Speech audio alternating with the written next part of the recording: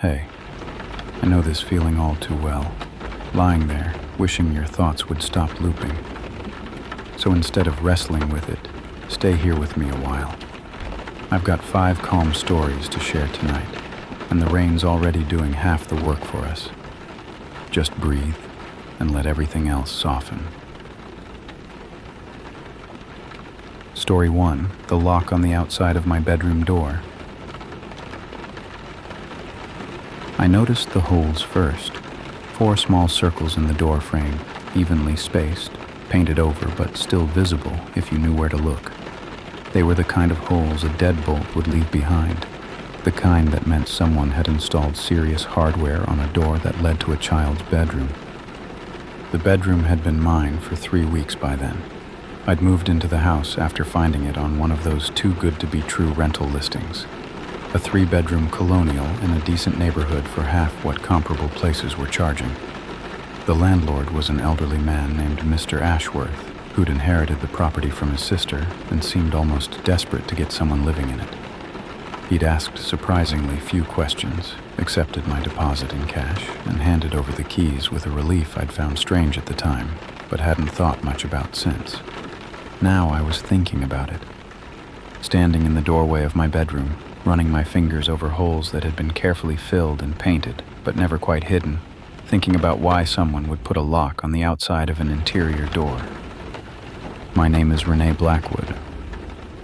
I was 29 that winter, working night shifts as an ER nurse at the hospital downtown, sleeping through the days in a house that felt too large for one person. I'd taken the rental because I needed somewhere cheap and quiet after my last living situation had imploded. A boyfriend who'd become a stalker, a restraining order that hadn't stopped him from showing up at my apartment, a lease I'd broken in the middle of the night with everything I owned crammed into my car. The colonial on Marsh Street had felt like safety. 4 walls, a locked door, a neighborhood where nobody knew my name or my history. But someone had put a lock on the outside of my bedroom door, and the more I looked, the more wrong things I found. The window had been nailed shut at some point. The heads of the nails painted the same cream color as the frame. The closet had a sliding bolt on the outside, not a child-proof latch, but a real bolt, the kind you'd use to secure a shed or a storage unit. And in the corner, hidden beneath layers of wallpaper I'd started peeling back out of idle curiosity, I found words scratched into the plaster with something sharp. "Please let me out." The letters were uneven, desperate, carved by someone who'd had nothing else to write with. I stared at them for a long time, my mind racing through explanations that didn't explain anything. A child's game, maybe. A prank by previous tenants. Something innocent that only looked sinister because I was primed to see danger everywhere, because Marcus had taught me that safety was an illusion and locks could be picked, and nowhere was really secure. But those holes in the door frame weren't a game. That bolt on the closet wasn't a prank. Someone had turned this bedroom into a cell, and someone else had begged to be let out. I called Mr. Ashworth that evening, keeping my voice casual, asking about the history of the house. He was quiet for a long moment before answering, and when he spoke, his voice had changed, tighter, more guarded. "The house belonged to my sister," he said. "She lived there for almost 40 years, raised her daughter there after her husband passed." "What happened to them? Your sister and her daughter?" Another pause, longer this time. "My sister died in 2019. Natural causes. Her daughter, my niece, she's in a facility now. Has been for about 15 years. He cleared his throat. "She wasn't well, Renee. Hadn't been well for a long time. The things she believed, the things she thought she saw. It was hard on everyone." "What kind of things?" "I'd rather not discuss it. The house has been renovated since then. Whatever happened there, it's in the past." His voice hardened. "Is there a problem with the property? Something that needs fixing?" I looked at the holes in my door frame, the scratched words I'd covered with a poster because I couldn't stand to look at them. "No problem. Just curious." After we hung up, I did what any rational person would do. I started researching. The house had been built in 1952 and sold twice before Mr. Ashworth's sister bought it in 1981. Her name was Edith Ashworth Crane, and she'd lived there with her daughter Lily until 2008, when Lily had been committed to a psychiatric facility following what the local newspaper described as a domestic disturbance. The article was sparse on details, but it mentioned that Lily had been 23 at the time of her commitment, that she'd lived in the house her entire life, and that neighbors had reported concerning behavior in the months leading up to her hospitalization. There was a photograph, a young woman with pale hair and dark circles under her eyes, being led from the house by police officers, her expression not angry or frightened, but blank, empty, like whatever had been inside her had already left. 23 years old. She'd been born in 1985, which meant she would have been a child in the 90s, a teenager in the early 2000s, the right age to have slept in this bedroom, to have scratched those words into the wall, to have lived behind a door that locked from the outside. I should have moved out that night. Should have packed my car the same way I'd packed it when I fled from Marcus, driven until Marsh Street was just a memory, found somewhere else to start over. But something held me in place. Not fear, exactly, but a kind of recognition.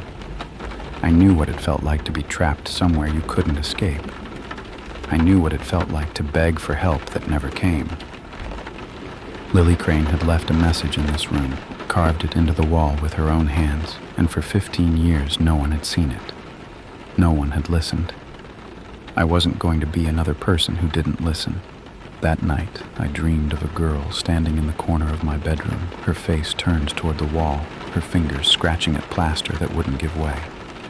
When I woke up, there was dust under my fingernails and fresh marks on the wall beside my bed. Letters I didn't remember carving. She's still here. I stared at the words for a long time, trying to convince myself I'd carved them in my sleep. Stress could do strange things to people. I'd seen enough patients in the ER to know that trauma rewired the brain in ways that defied easy explanation. Maybe the message on the wall had triggered something, some unconscious response that had sent me scratching at plaster while I dreamed of a girl I'd never met.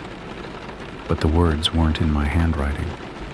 They were in the same uneven, desperate script as the first message, carved with the same frantic energy by fingers that weren't mine.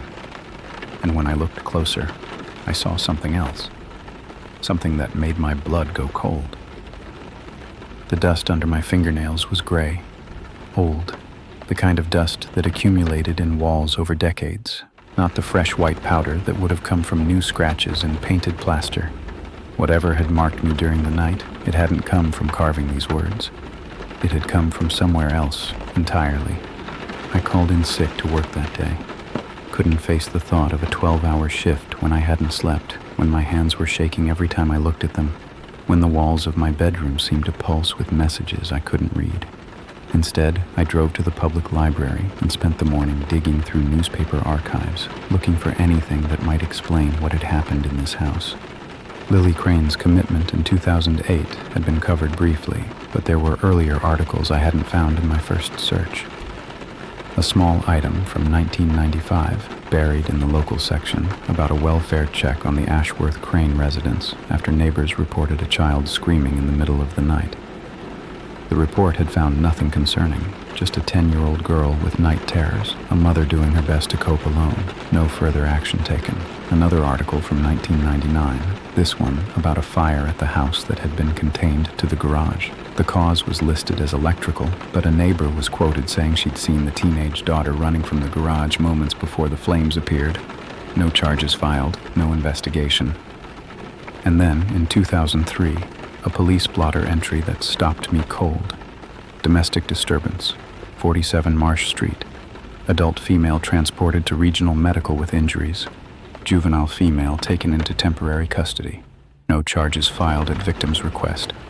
The victim had been Edith. The juvenile had been Lily, 18 years old at the time.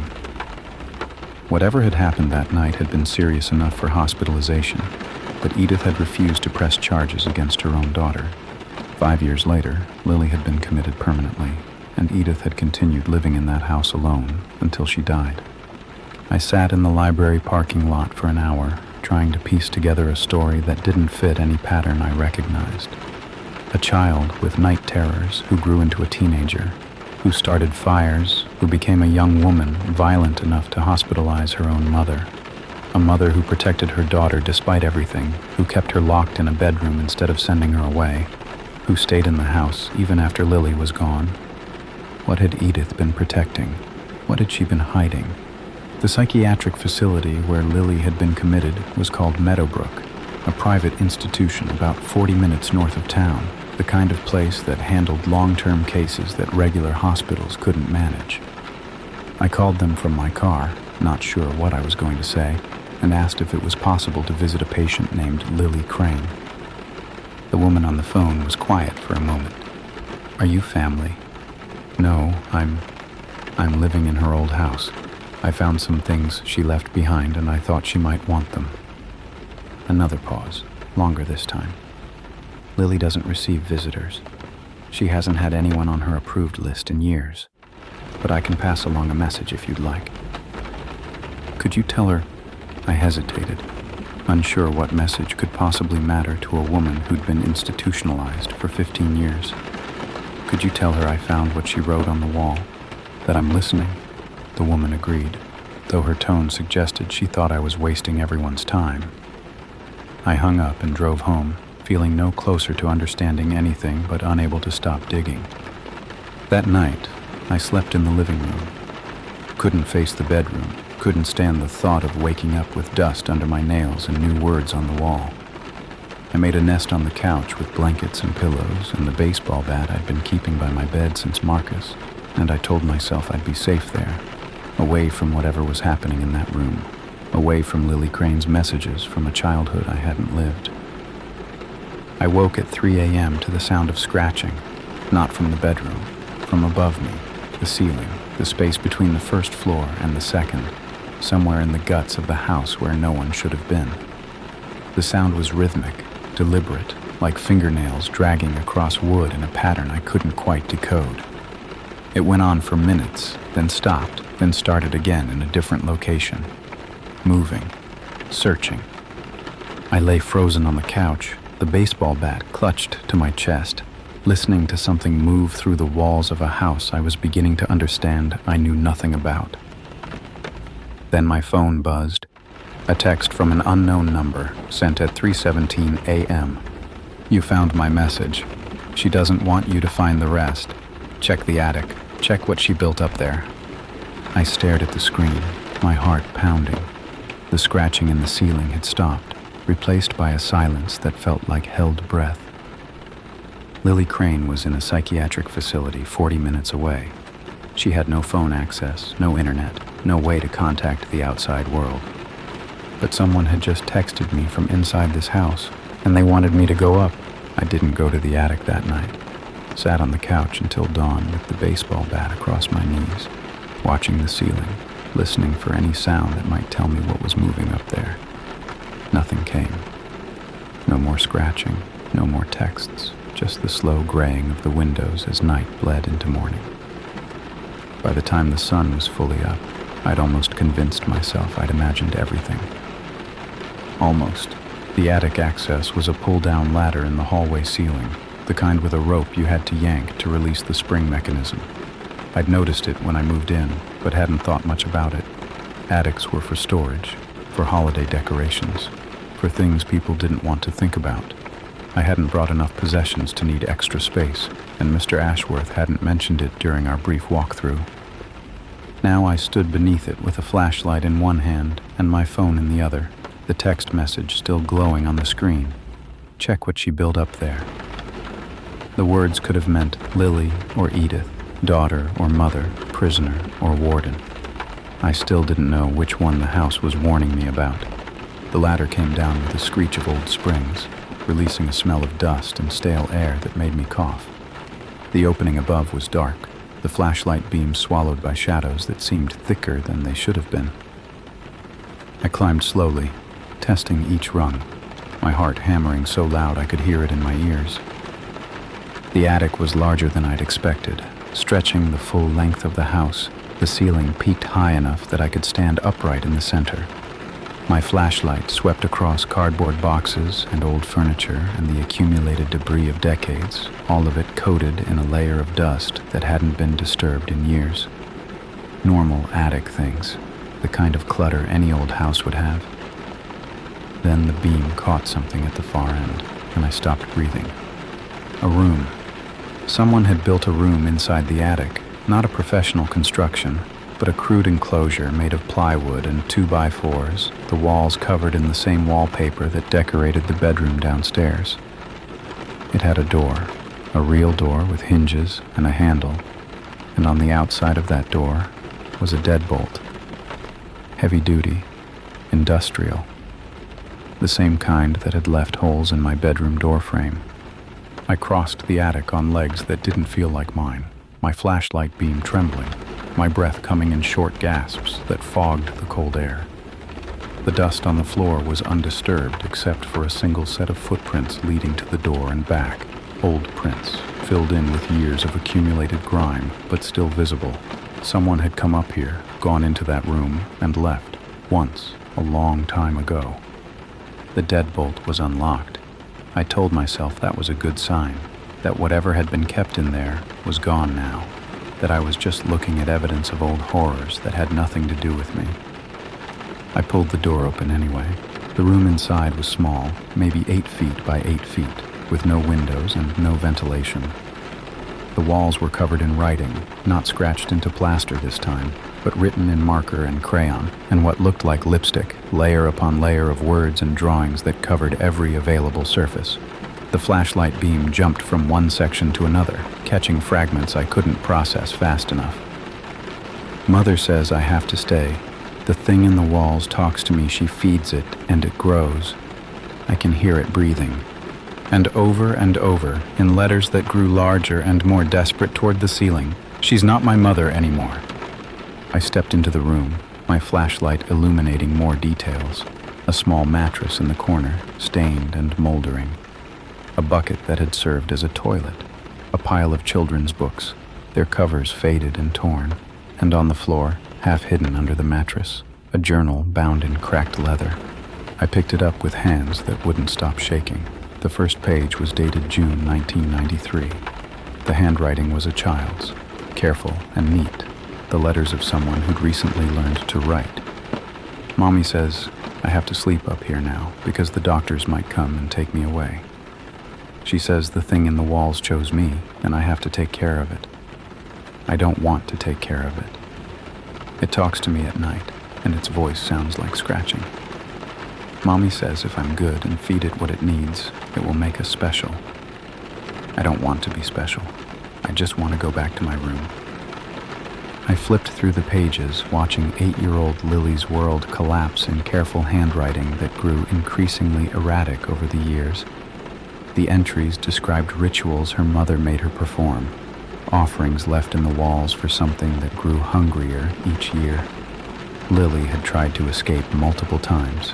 The garage fire in 1999 had been an attempt to burn the thing out, to destroy whatever her mother had been cultivating in the bones of this house.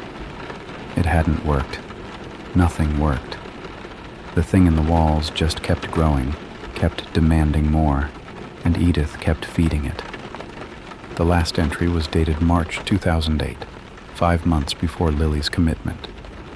I heard her last night. I didn't mean to, but she was going to feed it again and I couldn't let her. The doctors are coming tomorrow. Mother called them herself, said I'm dangerous, said I need to be locked away. She's going to tell them I'm crazy so no one believes what I know. And when I'm gone, she'll have the house to herself. She'll have the thing to herself. She's been waiting for this. She's been planning it for years. If anyone finds this, please understand. I'm not the monster. I never was. The monster is in the walls, and my mother is its keeper. Don't trust her. Don't trust this house. And whatever you do, don't go into the basement. That's where she keeps the ones who came before me. The journal ended there. I stood in that tiny room, surrounded by the screaming walls of a childhood I couldn't imagine, and I understood finally what I was dealing with. Lily hadn't been a disturbed child who needed to be locked away. She'd been a prisoner, a sacrifice, a girl whose own mother had offered her to something that lived in the spaces between walls. And when Lily had finally fought back, Edith had discarded her, locked her in a facility where no one would believe her stories, where she could scream about monsters forever and never be heard.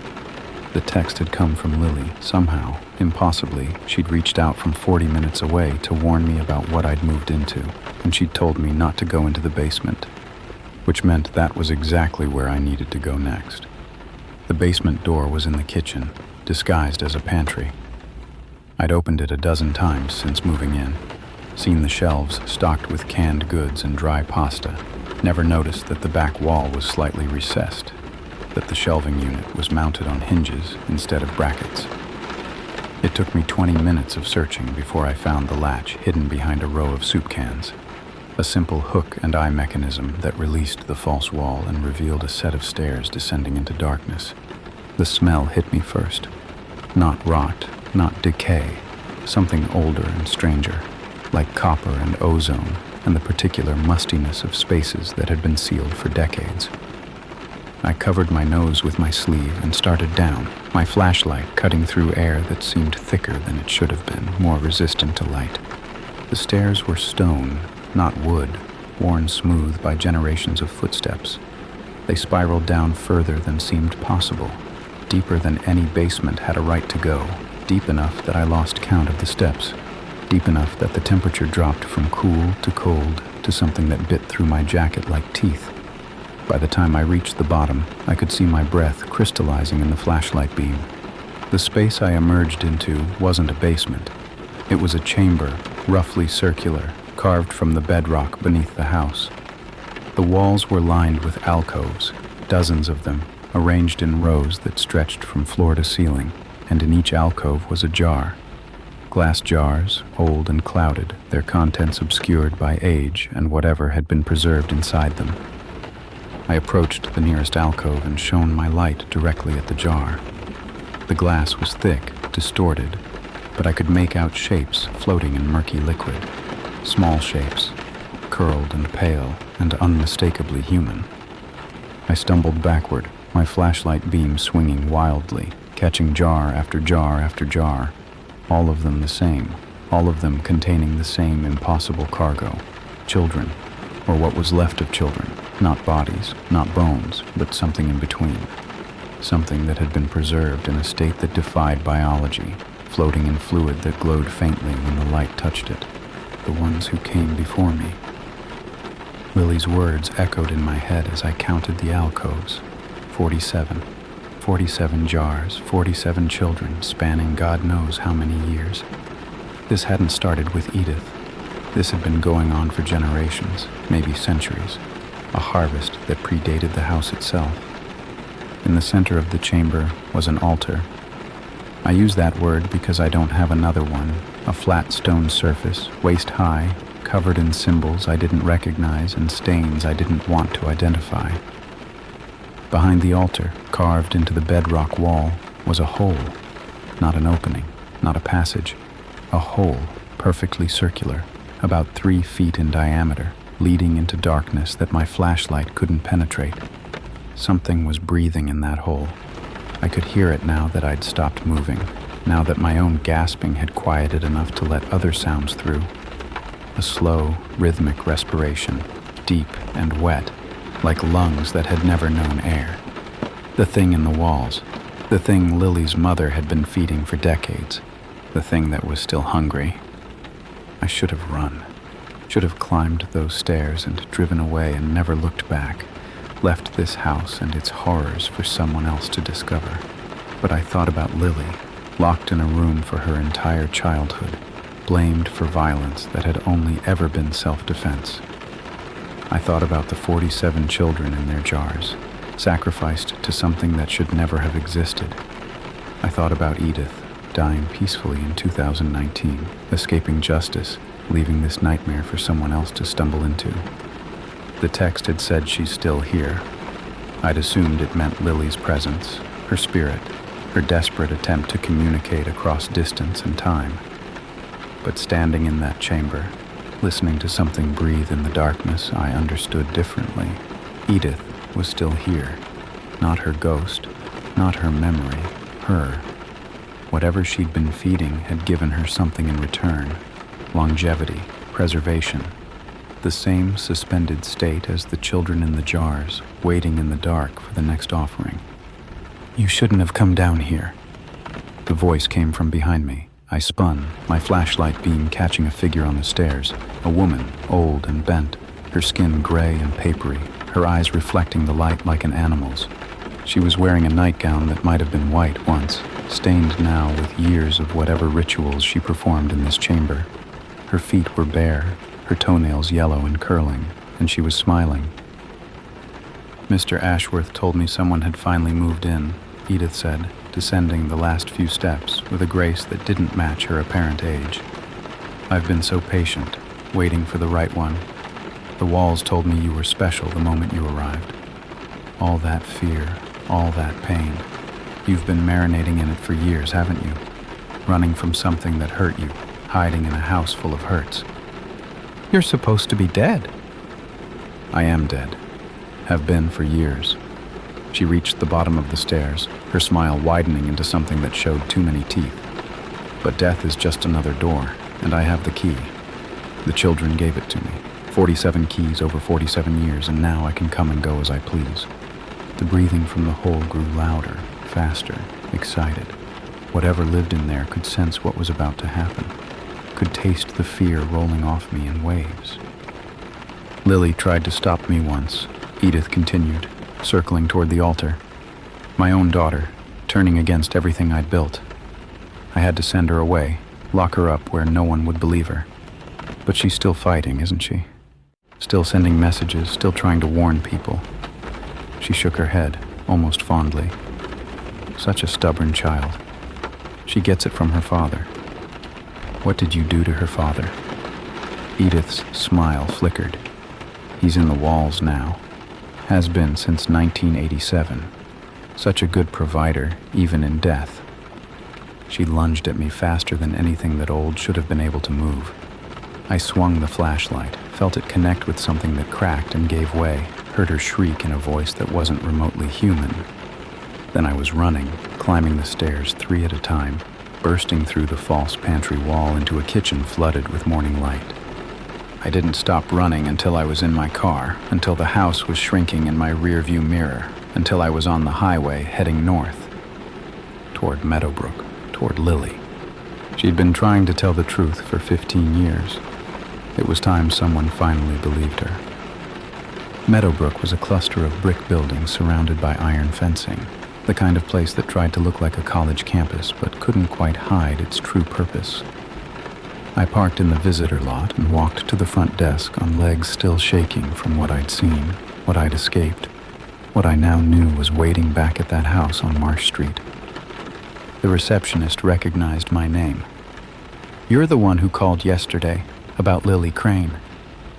I need to see her, right now. It's an emergency." Something in my face must have convinced her because she made a call, and 10 minutes later I was being led down a corridor of locked doors and reinforced windows to a room at the end of the hall. The orderly who escorted me paused with his hand on the door handle. "She hasn't had a visitor in 8 years," he said quietly. "Her uncle stopped coming after the first few months. She might not be responsive. She'll respond to me."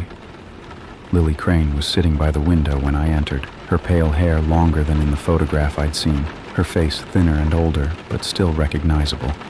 She didn't turn around when the door opened, didn't acknowledge my presence at all, just kept staring out at the grounds below, her hands folded in her lap, her posture that of someone who'd long ago stopped expecting anything to change. "Lily." I crossed the room and knelt beside her chair, putting myself in her line of sight. "My name is Renee. I'm living in your house. I found your journal. I found the room in the attic, the chamber in the basement, the jars." I took a breath. "I saw your mother." She turned to look at me then, her eyes coming into focus for the first time. "You saw her? You actually saw her?" "She's not dead. She's down there, in that chamber, with the thing in the walls.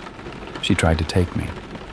I pulled out my phone, showed her the text message she'd somehow sent. "You warned me. I don't know how, but you reached me. And now I need you to help me stop her." Lily stared at the phone screen, then at my face, and something broke behind her eyes. Not a collapse, a release.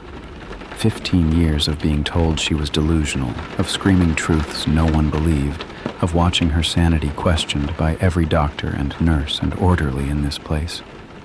And now someone was kneeling in front of her, confirming everything she'd known all along. "The text," she said slowly. "I didn't send that, not consciously, but I've felt connected to that house my whole life, even from here. Sometimes I dream about it and wake up knowing things I shouldn't know." She looked at her hands. "The thing in the walls, my mother called it an old god, something that's been there since before the house was built. It feeds on children because they're pure, because their fear is stronger, because their lives have more years left to give. And in exchange, it gives power, longevity, the ability to move between life and death like walking through a door. The 47 jars. 47 that I know of, but my mother inherited the house from her mother, who inherited it from hers. It goes back generations, Renee. Hundreds of years, hundreds of children, all feeding the same hungry god." Her voice hardened. "I was supposed to be number 48.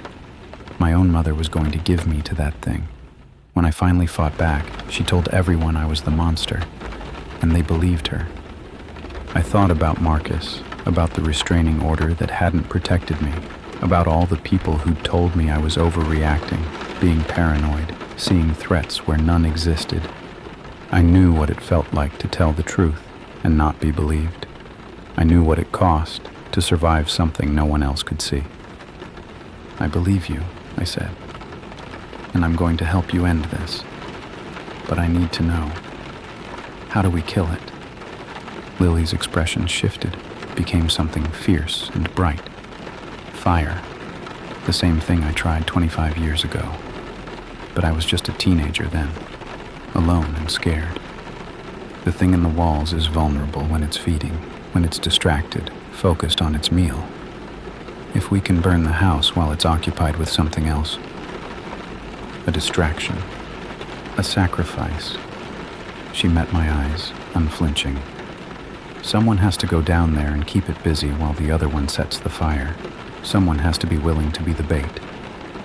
I didn't hesitate. "I'll do it." Getting Lily out of Meadowbrook took 3 hours and a lot of legal arguments I wasn't qualified to make. But 15 years of model behavior and a competency hearing that had never been properly scheduled worked in our favor. By late afternoon, we were driving back toward Marsh Street in my car, the back seat loaded with gasoline cans and the grim determination of 2 women who'd spent too long being afraid. We reached the house at dusk. The windows were dark, the porch light off, but I could feel something watching from inside, waiting, hungry. Lily stayed outside with the gasoline while I went back down those stone stairs, back into the chamber with its jars and its altar and its breathing darkness. Edith was waiting for me, her gray face splitting into a smile when she saw I'd returned. "I knew you'd come back. They always come back. Not this time." I didn't run when she lunged, let her grab me, let her drag me toward that hole in the wall where something wet and ancient was stirring. Above us, I heard the first whoosh of flames catching, smelled smoke beginning to filter down the stairs. Edith's head snapped up, her grip loosening as she realized what was happening. No, you can't. Watch me." I broke free as the ceiling started to burn, as the thing in the walls began to scream in a voice that shook the bedrock, as 47 jars shattered one by one and released their contents into the flames. Edith tried to follow me up the stairs, but the fire was faster, hungrier than anything she'd ever fed. I burst out of the pantry into a kitchen engulfed in smoke and heat, found Lily at the back door, grabbed her hand, and ran. We watched it burn from the street, the whole house, 4 stories of horrors, collapsing in on itself as whatever lived beneath it died screaming. By the time the fire department arrived, there was nothing left but ash and the smell of something old finally ending.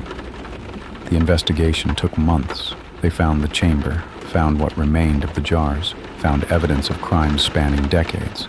Lily was cleared of everything, her psychiatric history expunged. Her story finally entered into the official record. She writes to me sometimes, from the apartment she rented in a city far from here, living the life she should have had all along. I moved too.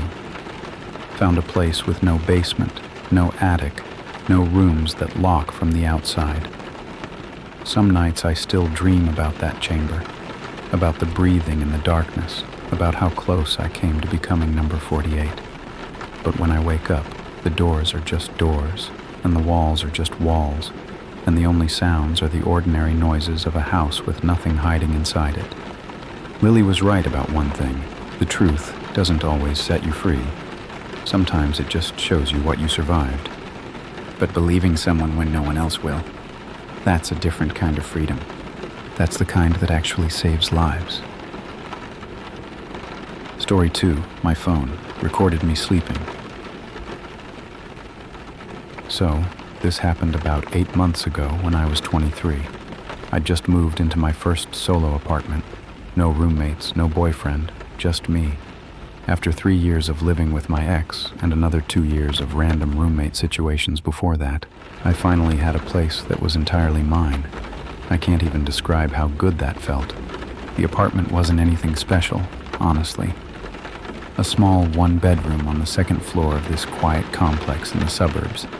Beige carpet, white walls, a galley kitchen so narrow you couldn't open the fridge and the oven at the same time. But it was clean, affordable, and safe. That's what the leasing agent kept saying when she showed me around. Safe neighborhood, quiet tenants, good lighting in the parking lot. I remember thinking, perfect. I work from home as a freelance graphic designer, which means I keep weird hours. Some nights I'm up until 2 or 3 in the morning finishing a project, then I sleep until noon. It's not the healthiest schedule, but it works for me. The apartment was ideal for that lifestyle. No one above me to stomp around. No shared walls with noisy neighbors. Just me, my laptop, and the hum of the refrigerator. Those first few months, I built this little routine that I loved. I'd work at my desk in the living room until my eyes couldn't focus anymore. Then I'd do my rounds, check the deadbolt, tug on the door handle to make sure it was really locked, peek through the blinds at the parking lot below. Not because I was paranoid, just careful. My mom raised me that way. Always lock up, always be aware. It was habit more than fear. Then I'd brush my teeth, wash my face, and climb into bed with my phone charging on the nightstand. The bedroom window faced the back of the complex, nothing out there but trees and the occasional stray cat. On rainy nights, and that fall had a lot of them, I'd crack the window just a little, just enough to hear the water dripping from the gutters. Something about that sound made the apartment feel cozy instead of lonely. Made it feel like home. I'd been there about 5 months when I started having trouble sleeping. Not insomnia exactly, more like restless sleep. I'd wake up exhausted, like I hadn't rested at all. I figured it was stress. I'd taken on too many clients, was spending too much time staring at screens. My friend suggested I try one of those sleep tracking apps, the kind that uses your phone's microphone to detect snoring or sleep talking. She said it helped her figure out that she was grinding her teeth all night. Worth a shot, right? So I downloaded one. Set my phone on the nightstand every night, let it run while I slept. The app would give me a sleep score in the morning and show me a graph of when I was restless versus when I was in deep sleep. Kind of interesting, actually. I started looking forward to checking it. Around that time, I'd also gotten to know some of the building staff. There was a maintenance guy named Dale who seemed to always be around. Mid-40s, thinning hair, the kind of face that looked like it was always slightly sunburned. He'd fixed my bathroom faucet during my first week. It had this constant drip that was driving me crazy. He was in and out in 15 minutes, but he lingered in the doorway afterward, looking around my apartment. "Real cozy in here," he'd said. "You decorated nice." I'd thanked him, smiled politely, and waited for him to leave. He did eventually, but not before asking if I needed anything else fixed. I said no. He said to let him know if I ever did. Something about the way he said it felt a little too eager, but I brushed it off. He was probably just lonely, I thought. A lot of people in maintenance jobs are chatty like that. They spend all day going from unit to unit, no real co-workers to talk to. I actually felt kind of bad for him. After that, I'd see him around the complex pretty regularly, checking the mail at the same time I was, walking through the parking lot when I was getting groceries from my car. He'd always wave, always want to chat. How's the faucet holding up? Did I see they're resurfacing the lot next week? Small talk, harmless stuff. I'd smile, give short answers, and find an excuse to get inside. My mom always said I was too nice to strangers, too worried about being rude. She wasn't wrong. But honestly, I didn't think about Dale much. He was just part of the background noise of living there, like the couple downstairs who argued every Sunday, or the woman across the hall who let her dog bark at 6 in the morning. Annoying, maybe, but not threatening. Not anything to worry about. Life was good, actually. I was making decent money, my apartment was exactly what I needed, and I was finally starting to feel like a real adult. Like I'd figured out how to exist on my own terms. I'd come home from the grocery store and think, this is mine. I'd sit on my couch with a glass of wine and think, I built this. That independence, that security. I'd never felt anything like it. I remember one night in late October, lying in bed listening to the rain, thinking about how far I'd come. The breakup had been brutal, but I'd survived it. More than survived. I'd thrived. I was safe, I was comfortable, and I was happy. That was the week before my phone ran out of storage. That was when I found the 23 videos I never recorded. At first, I assumed it was some kind of glitch. Corrupted files from the Sleep app, maybe a software bug. I almost deleted them without looking. I really wish I had. The notification popped up on a Tuesday afternoon while I was working on a logo design for a client. Storage almost full. I groaned, figuring it was all the reference images I'd been saving, and opened my phone to clear some space.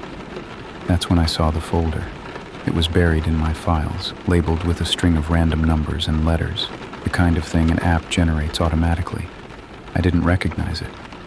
When I tapped it open, I found video files, 23 of them, the oldest dated back 17 days. I opened the first one, expecting a glitch. Some corrupted file from the Sleep app, maybe a partial recording of my ceiling fan or something. The video was dark at first, grainy, the way phone cameras get in low light. Then I saw myself. I was lying in bed, asleep. The covers pulled up to my chin, my hair fanned out on the pillow. The timestamp in the corner said 3:17 a.m. But here's the thing. The angle was wrong.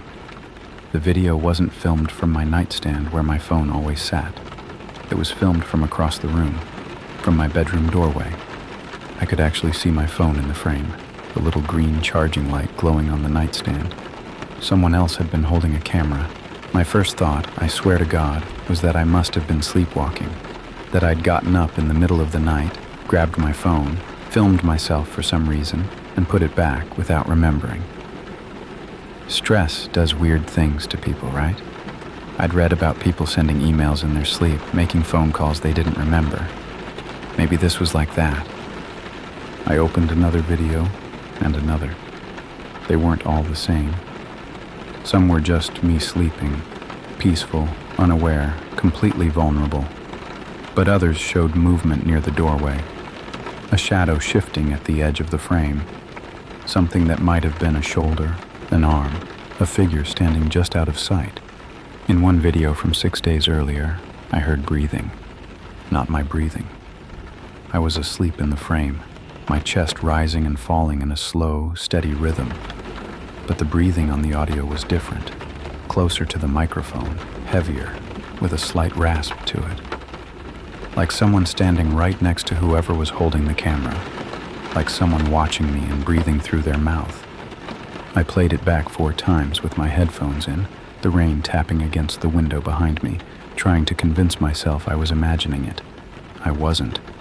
That sound wasn't coming from me. My hands had started to shake. I set my phone down and walked through my apartment, really looking this time, searching for something, anything that would explain this. At first, nothing seemed wrong.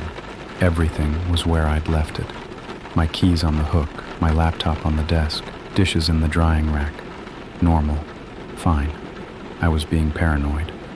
But then, I got to the bathroom. My hairbrush was facing the wrong direction. I always leave it with the handle pointing left toward the wall. A stupid little habit, but consistent. The handle was pointing right. I moved to the kitchen. One of the drawers, the one with the junk in it, takeout menus and rubber bands and dead batteries, wasn't fully closed. I always close drawers completely. It's one of those things that bothers me if I don't. And on the counter, next to the coffee maker, there was a water glass, short, thick, with a slightly blue tint to the glass. I stared at it for a long time. I don't own glasses like that. I use the same mug for everything. Someone had been in my apartment. Someone had used a glass, set it on my counter, and left it there. Someone had opened my drawers, touched my things, moved through my space while I was asleep 10 feet away. I went back to my phone. I didn't want to watch any more videos, but I had to know. I had to see. The most recent one was from 2 nights ago. The timestamp said 2:48 a.m. The video was 14 minutes long. For the first 30 seconds, it was just me, sleeping. The room was dark, except for the faint glow of my alarm clock. Then a figure stepped into the frame, slowly, deliberately. They moved into the doorway and stopped. I could see the outline of a person, average height, dark clothing, facing my bed, facing me. They stood there for 11 minutes. I watched the timestamp crawl forward, and they didn't move. Didn't shift their weight, didn't look around, didn't do anything except stand in my doorway and watch me sleep. At the 13-minute mark, they took a step closer, toward my bed. The video cut out. I barely made it to the bathroom before I threw up. My whole body was shaking. I sat on the tile floor with my back against the bathtub, trying to breathe, trying to think. The rain outside sounded muffled and distant, like I was hearing it from underwater. Nothing felt real. Someone had been coming into my apartment for weeks, standing over me while I slept, filming me, and I had no idea. I forced myself to go back to the video. I had to know who it was. I screenshot the clearest frame of the figure and transferred it to my laptop, pulled it into Photoshop, cranked up the brightness and contrast until my eyes ached. The image was grainy, blown out in places, but I could make out details now.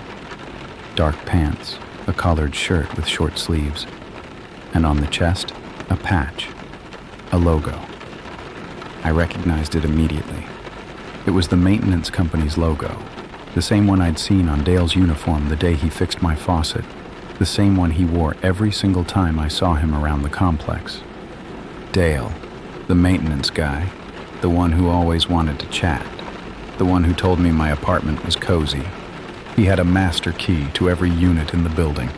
He could come and go whenever he wanted, and he had been coming into my apartment night after night to watch me sleep. I couldn't breathe. I kept staring at the screen, at that grainy image of the figure in my doorway, at the logo on his chest, and my lungs just stopped working. It was like someone had wrapped a belt around my ribs and pulled it tight. Dale. It was Dale, the man who fixed my faucet, the man who always seemed to be checking the mail at the same time as me, the man who lingered in doorways and made small talk and told me my apartment was cozy. He had a key. Of course he had a key. He was maintenance. He had keys to everything. Every apartment in the building. Every lock, every deadbolt, every door that was supposed to keep people safe. My deadbolt meant nothing. My nightly routine of checking the locks meant nothing. He could walk in whenever he wanted, and he had been.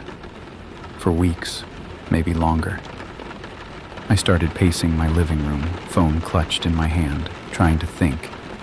My thoughts were coming too fast, tumbling over each other like cars in a pileup. How long had this been going on? Since I moved in? Before the sleep app ever started recording? What had he done while I was asleep? Had he touched me? Taken things? left things behind, like that water glass I didn't recognize. I thought about all the times I'd woken up feeling exhausted, feeling like I hadn't rested at all. I thought about the mornings I'd felt vaguely uneasy, but couldn't figure out why. Had some part of me known? Had my body been trying to tell me something was wrong? And then the worst thought of all. What would have happened if the video hadn't cut out? He'd stepped closer, toward my bed, toward me. What was he about to do? I felt sick again. My hands wouldn't stop shaking. I kept looking at my front door. The deadbolt was locked. I could see it from where I stood. But what did that matter? He had the key. He could unlock it whenever he wanted. For a horrible moment, I wondered if he was out there right now, standing in the hallway, listening. I grabbed my phone and called my mom. It rang 3 times before she picked up. Her voice was sleepy. It was almost 11 at night, I realized. I'd lost track of time completely. "Honey, what's wrong?" I tried to talk, but the words came out broken, gasping. "Mom, there's videos, he's been coming into my apartment." "Slow down. What? Who's been coming in?" "The maintenance guy, Dale. Mom, he's been coming into my apartment while I sleep. I have videos. He filmed me. He just stands there and watches me." Silence on the other end. Then her voice came back, sharp and hard, in a way I'd only heard a few times in my life. "Get out." "What?" "Get out of that apartment. Right now. Don't pack. Don't wait. Just grab your keys and get in your car and drive here. Do you understand me?" "But I don't. Maybe I should call the police first." "You can call them on the way, or I'll call them, but you need to leave, right now. That man has a key to your home, and you don't know where he is or what he's planning. Get out." The rain had picked up outside. I could hear it hammering against the windows, loud and relentless. Earlier that evening, the sound had been comforting. Now it just reminded me how alone I was, how isolated. If I screamed, would anyone hear me over the storm? Would anyone come? "Okay," I said. My voice sounded small. "Okay, I'm leaving. Stay on the phone with me until you're in your car." I grabbed my purse from the hook by the door. My laptop. I needed my laptop. It had the screenshots, the evidence. I shoved it into my bag. Keys. Where were my keys? I'd just had them, there, on the counter. I was halfway across the living room when I heard it. The sound was soft, almost gentle, but I knew it instantly, the way you know certain sounds deep in your bones. A key sliding into a lock. My lock. My front door. I froze. Every muscle in my body locked up at once. I couldn't move, couldn't breathe, couldn't think. I just stood there in the middle of my living room, bag clutched to my chest, and listened. The deadbolt clicked, turned. "Honey?" My mom's voice came through the phone, tiny and far away. "Are you there? What's happening?" The door opened. A sliver of light from the hallway spilled across my floor. I could see a shadow moving in the gap. Then footsteps. Soft. Careful. The footsteps of someone who didn't want to wake me up. He didn't know I was awake. He didn't know I knew. "Hello?" His voice drifted in from the entryway, casual, friendly, like this was completely normal. "Saw your light was on. Thought I'd check on you." I couldn't answer. I couldn't move. My mom was saying something in my ear, but I couldn't hear the words anymore. Everything had narrowed down to the sound of those footsteps coming closer, the shadow growing longer across my floor. He was inside. He was in my apartment. And the only way out was past him. My body wouldn't listen to me. I was screaming at myself inside my head. Move, run, do something. But my legs were locked. My arms were frozen, and all I could do was stand there like a deer in headlights while his footsteps came closer. Fight, flight, freeze. I'd read about it before, how your body picks one without asking your permission. Mine had chosen freeze, and no matter how hard I tried, I couldn't override it. "Hello?" His voice again, closer now. He was in my living room, just around the corner from where I stood. Everything okay in here? So casual, so friendly. Like he was a neighbor checking in after hearing a strange noise. Like he had every right to be walking through my apartment at almost midnight on a Tuesday. That's what broke through the paralysis, the sheer audacity of it. The way he sounded so normal, like he wasn't a monster, like he hadn't been standing over my bed for weeks watching me sleep. I moved. I didn't go for the front door. I couldn't. He was between me and the exit. Instead, I turned and walked as quietly as I could toward my bedroom. Every step felt impossibly loud. The floor creaked under my feet, and I was sure he could hear it, sure he knew exactly where I was. "I can see your lights on," he called out. His voice had shifted slightly, still calm, but with something else underneath. Something that made my skin crawl. "No need to be shy. Just wanted to make sure you're all right."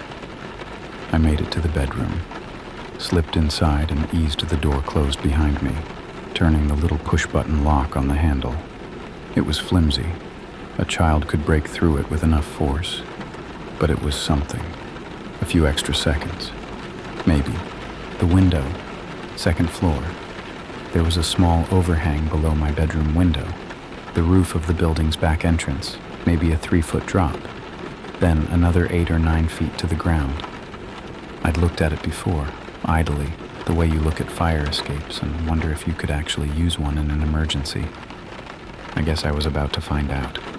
I dropped my phone into my purse and slung the bag across my body. My hands were shaking so badly I could barely grip the window latch. I twisted it, shoved the window up.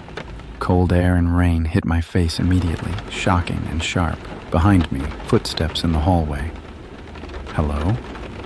Closer now. Right outside my bedroom door. "Why'd you close the door?" I didn't answer. I climbed onto the windowsill, my bare feet slipping on the wet wood. I wasn't wearing shoes. I'd kicked them off hours ago while I was working. It didn't matter. Nothing mattered except getting out. The doorknob rattled. "Why is this locked?" His voice had changed completely now. The friendliness was gone. What replaced it was flat, cold. "Open the door." I didn't look back. I lowered myself out the window, hanging from the sill for a moment before dropping onto the overhang below. My feet hit the wet shingles and slid immediately. I went down hard on my hands and knees, felt the rough surface tear at my palms. Above me, I heard a thud. He was trying to force the door. I scrambled to the edge of the overhang. The ground looked so far away in the dark, rain streaming into my eyes, but I could hear wood splintering behind me, and I didn't have time to think.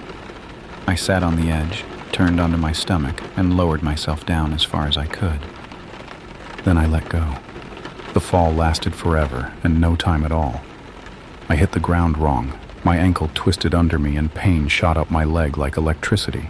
But I was up before I even registered it, adrenaline obliterating everything except the need to run. The parking lot. My car. 20 feet away. I ran, limped, half-crawled. The rain was coming down in sheets now, soaking through my clothes in seconds, plastering my hair to my face. My ankles screamed with every step, but I didn't stop. I couldn't stop. I fumbled in my purse for my keys. They weren't in the pocket where I always kept them. They'd shifted when I fell, gotten buried under my laptop. I was digging frantically, fingers numb and clumsy, when I looked up. He was at my bedroom window, just standing there, looking down at me. The light from my room silhouetted him, made him into a dark shape with no features, no face. He wasn't trying to follow me. He wasn't yelling or threatening. He was just watching. The same way he'd watched me sleep. Patient. Quiet. Like he had all the time in the world. My fingers closed around my keys. I yanked them out, hit the unlock button, threw myself into the driver's seat, locked the doors, started the engine. I didn't look back at the window again. I couldn't. I peeled out of that parking lot so fast my tires screamed against the wet pavement. I didn't know where I was going at first, just away, anywhere that wasn't there. My hands were shaking on the steering wheel. My whole body was shaking. I was sobbing, I realized. Couldn't remember when I'd started. 3 blocks away, I pulled over and called 911. I could barely get the words out through the tears, but I told them everything. Someone breaking into my apartment, videos, the maintenance man. They said they were sending units, told me to stay where I was or go somewhere safe. I drove to my mom's house, 40 minutes on the highway, in the pouring rain, going 20 miles over the speed limit the entire way. She was waiting in the driveway when I pulled up, and I collapsed into her arms before I even made it to the front door. I was safe, but I didn't feel safe. I wasn't sure I ever would again. The police found Dale still in my apartment when they arrived. He wasn't hiding, wasn't trying to run. He was just sitting on my couch, in the dark, like he was waiting for something. When they asked him what he was doing there, he said he'd heard a noise and came to check on me. Said he was worried. Said I'd seemed upset lately and he just wanted to make sure I was okay. Like he was the hero of this story. Like he hadn't been the thing I needed saving from. They arrested him that night. I gave my statement from my mom's kitchen table, still wrapped in a blanket, still shaking. I showed them the videos, the screenshots, the enhanced image with the logo on his chest. The officer who took my statement, a woman about my mom's age, looked at the footage, and I watched her expression change. Watched her jaw tighten. "You did the right thing," she told me. "Getting out when you did. A lot of people freeze up and don't move at all." I almost told her that I did freeze, that my body betrayed me, and I stood there like a statue while he walked into my home, that I only moved because something deeper than thought kicked in and forced my legs to work. But I didn't say any of that. I just nodded. The investigation took weeks. What they found made me sick all over again. On Dale's phone, there were over 200 photos of me. Some were taken around the complex, me checking the mail, me carrying groceries, me walking to my car, normal stalker stuff, if there is such a thing. But others were taken inside my apartment, close-ups of my face while I slept, my hair spread across the pillow, my hand curled next to my cheek. One was taken so close I could see my eyelashes. He'd been inches from my face while I slept, and I never knew. In his apartment, they found more. Printouts of my social media profiles, screenshots of my Instagram posts, my Facebook updates, even my LinkedIn page. He had notes, actual handwritten notes, about my schedule, when I usually went to bed, when I typically woke up, which nights I stayed up late working. He'd been watching me for months, learning my patterns, figuring out the safest times to come in. They also found a shirt, a blue t-shirt I'd thought I lost in the laundry room 3 months earlier. It was in his closet. The worst part?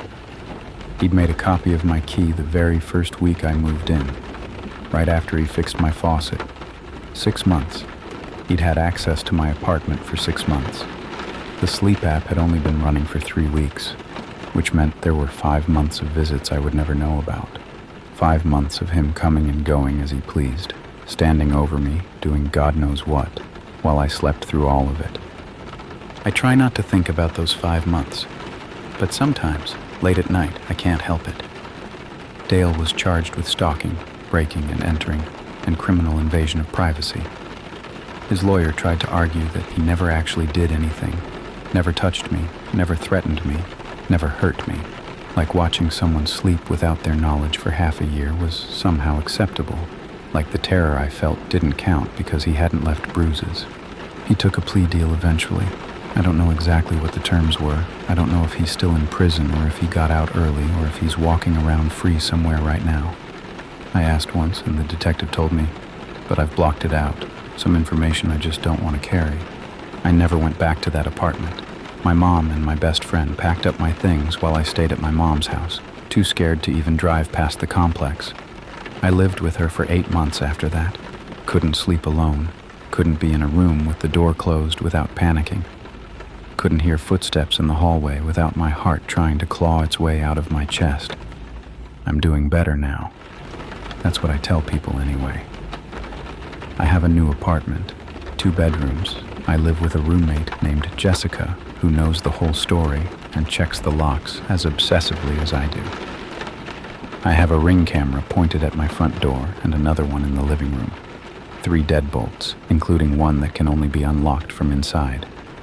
A motion sensor alarm on my bedroom window. I sleep with a baseball bat next to my bed. I'm not sure what I think I'm going to do with it, but it's there.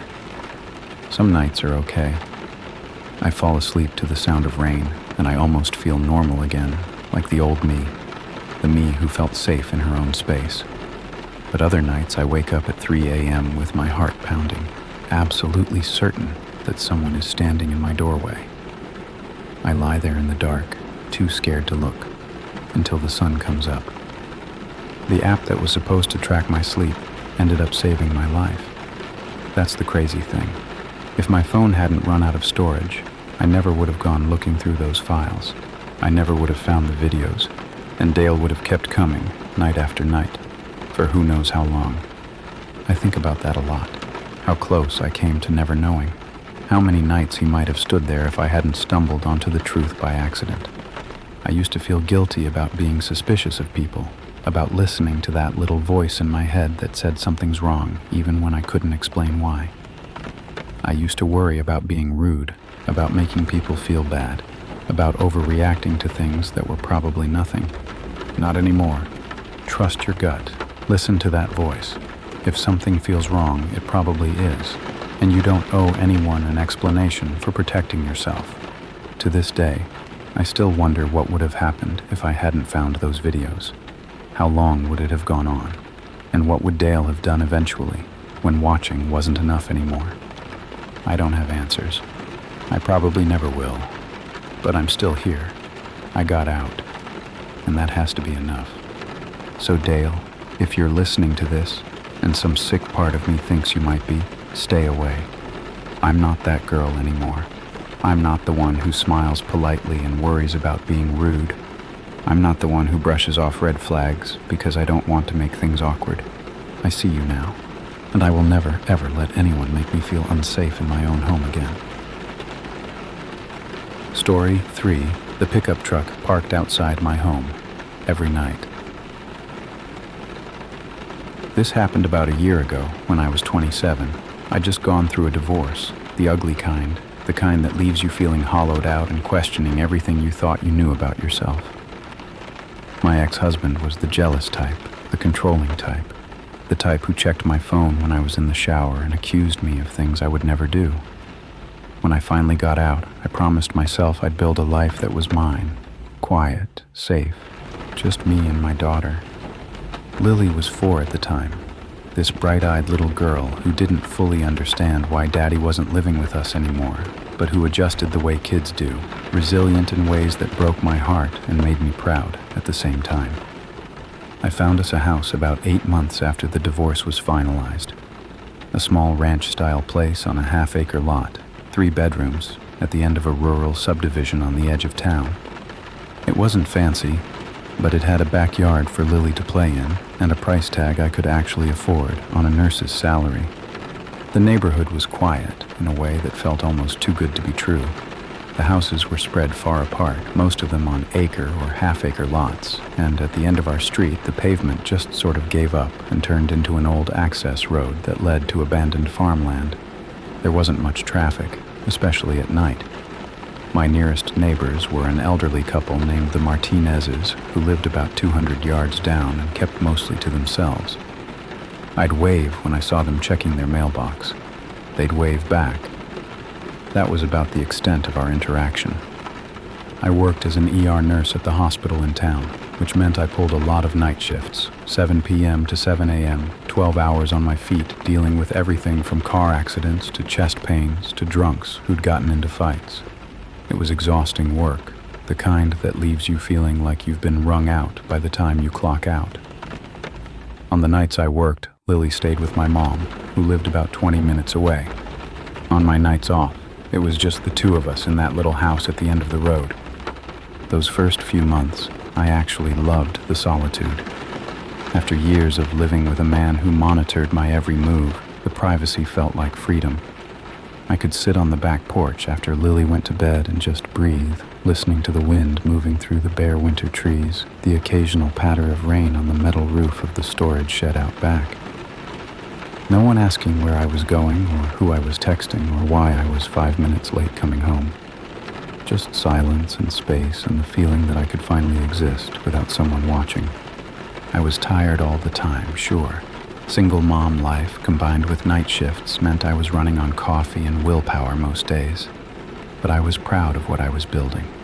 Lily had her own room for the first time, painted lavender because she insisted it was her favorite color. We had a routine. I'd pick her up from preschool at 3. We'd have dinner together, then bath time, then stories until she fell asleep.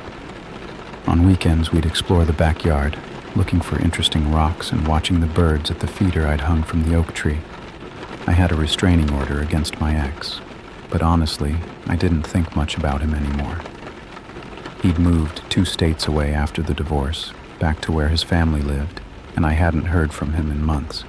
The fear I'd felt during those last years of our marriage had started to fade, replaced by something that felt almost like peace. I was healing. We were healing. Life wasn't perfect, but it was ours. I remember one night in late January, sitting in my living room after Lily had gone to bed, just enjoying the quiet. The heat was running, making that familiar clicking sound as it cycled on and off, and outside I could hear a light rain starting to fall. I thought about how far I'd come since the day I'd packed our bags and left. I thought about the woman I used to be, the one who flinched when she heard footsteps behind her, and I felt like I was finally becoming someone else, someone stronger. That was before I noticed the pickup truck. It was a dark blue Ford, older model, with a dented rear bumper and mud caked on the wheel wells. The first time I saw it, it was parked about 50 yards past my driveway on the shoulder of the road facing my house. I was coming home from a shift around 7 in the morning, and I remember glancing at it as I pulled in, wondering vaguely who it belonged to. Hunters, I told myself. We were out near farmland, after all, and it wasn't unusual to see trucks parked along the road during hunting season, or maybe someone waiting to meet a friend or a teenager who'd pulled over to text without getting caught by their parents. I didn't give it more than a passing thought as I unlocked my front door and kicked off my shoes and collapsed into bed. It was nothing. That's what I told myself. Just a truck on a public road, minding its own business. Nothing to worry about. Nothing at all. I saw the truck again 3 nights later. It was almost midnight, and I was coming home from another shift. That bone-deep exhaustion that makes your eyes feel like sandpaper and your thoughts come slow and fuzzy. I turned onto my street and my headlights swept across the same spot, the same shoulder of the road, and there it was. The dark blue Ford with the dented bumper, parked in exactly the same position as before, facing my house. This time, I slowed down as I passed it. The truck was dark inside, no dome light, no glow from a phone screen, but I could see the outline of someone sitting in the driver's seat, just sitting there, in the dark, at midnight, on a dead-end road where no one had any reason to be. I pulled into my driveway and sat in my car for a moment, watching the truck in my rearview mirror. It didn't move. The engine wasn't running. I couldn't see any exhaust in the cold air. Whoever was in there was just waiting. I went inside quickly, locked the door behind me, and stood in my dark living room peering through the blinds. From that angle, I couldn't see the truck clearly, just the vague shape of it against the slightly lighter darkness of the road. I told myself I was being ridiculous. It was probably someone who lived nearby, someone I didn't know, maybe waiting for a friend or taking a phone call they didn't want to have at home. There were 100 innocent explanations, but I checked the window twice more before I went to bed, and I made sure every lock in the house was secured. The next week, I saw the truck 2 more times. Both instances were late at night, after 11, when I was either coming home from work or getting up to use the bathroom and peeking through the blinds out of some new habit I couldn't seem to shake. It was always parked in the same spot, always dark inside, always facing my house. I started paying closer attention to the details, the rust spot on the driver's side door, The mud caked thick on the wheel wells like it had been driven through fields recently, the way the bumper was dented on the left side like someone had backed into a pole. One night I saw the glow of a cigarette inside the cab, just a small orange ember floating in the darkness, brightening when whoever was in there took a drag. I stood at my kitchen window with all the lights off, rain tapping softly against the glass, and watched that little glow pulse like a heartbeat. I must have stood there for 20 minutes. The cigarette eventually went out, and still the truck didn't move. I mentioned it to my mom the next time I dropped Lily off for the night. I tried to keep my voice casual, like it wasn't really bothering me, but she saw right through it. Mothers always do. She told me I should call the police, that there was no good reason for someone to be parked outside my house in the middle of the night, that I shouldn't take chances. I told her I'd think about it, but the truth was I felt silly about the whole thing. What was I going to say? There's a truck parked on a public road and it's making me nervous. They'd think I was some paranoid woman jumping at shadows. So instead of calling the cops, I started trying to get the license plate. But the truck was always too far away, and it was always dark, and my eyes aren't great at distance, even in good conditions. I'd squint through the window, trying to make out the numbers, but all I could see was a blur of white against the dark blue tailgate. I thought about walking out there with a flashlight, but something stopped me every time. Some instinct that said getting closer to that truck was a very bad idea. I started checking the window every night before bed, even on nights when the truck wasn't there. It became part of my routine. Brush teeth, wash face, check locks, peer through blinds. Sometimes the road was empty, and I'd feel a wave of relief so strong it almost made me dizzy. Other times the truck was there, dark and silent, and I'd lie awake for hours listening to every creak and groan of the house settling. I kept telling myself there had to be an innocent explanation. Maybe it was someone having an affair, meeting their lover at the end of this quiet road where no one would see. Maybe it was a night shift worker like me, someone who needed a few minutes of quiet before going home to a chaotic house. Maybe it was just a coincidence that they always seemed to park facing my property, that their headlights would have a clear line of sight to my front door and my bedroom window. But then came the night that changed everything. It was my night off, which meant Lily was home with me instead of at my mom's. I'd put her to bed around 8, read her 3 stories because she always negotiated for more, and kissed her forehead as her eyes fluttered closed. I was exhausted, but wired, the way you get when your sleep schedule is permanently destroyed. So I poured a glass of wine and settled on the couch to watch something mindless on TV. Around 11, I got up to check the window. I'd told myself I wouldn't, that I was being obsessive, but my feet carried me there anyway. I pulled the blinds aside and looked out at the road, expecting either nothing or the usual, the truck parked 50 yards away, dark and still. The truck was there, but it wasn't 50 yards away anymore. It was parked maybe 20 yards from my driveway, close enough that I could see the shape of the person inside more clearly than ever before. Close enough that they could probably see me too, silhouetted against the faint light from my living room.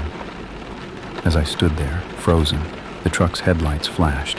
Once, twice, 2 deliberate blinks of light aimed directly at my house, at my window, at me.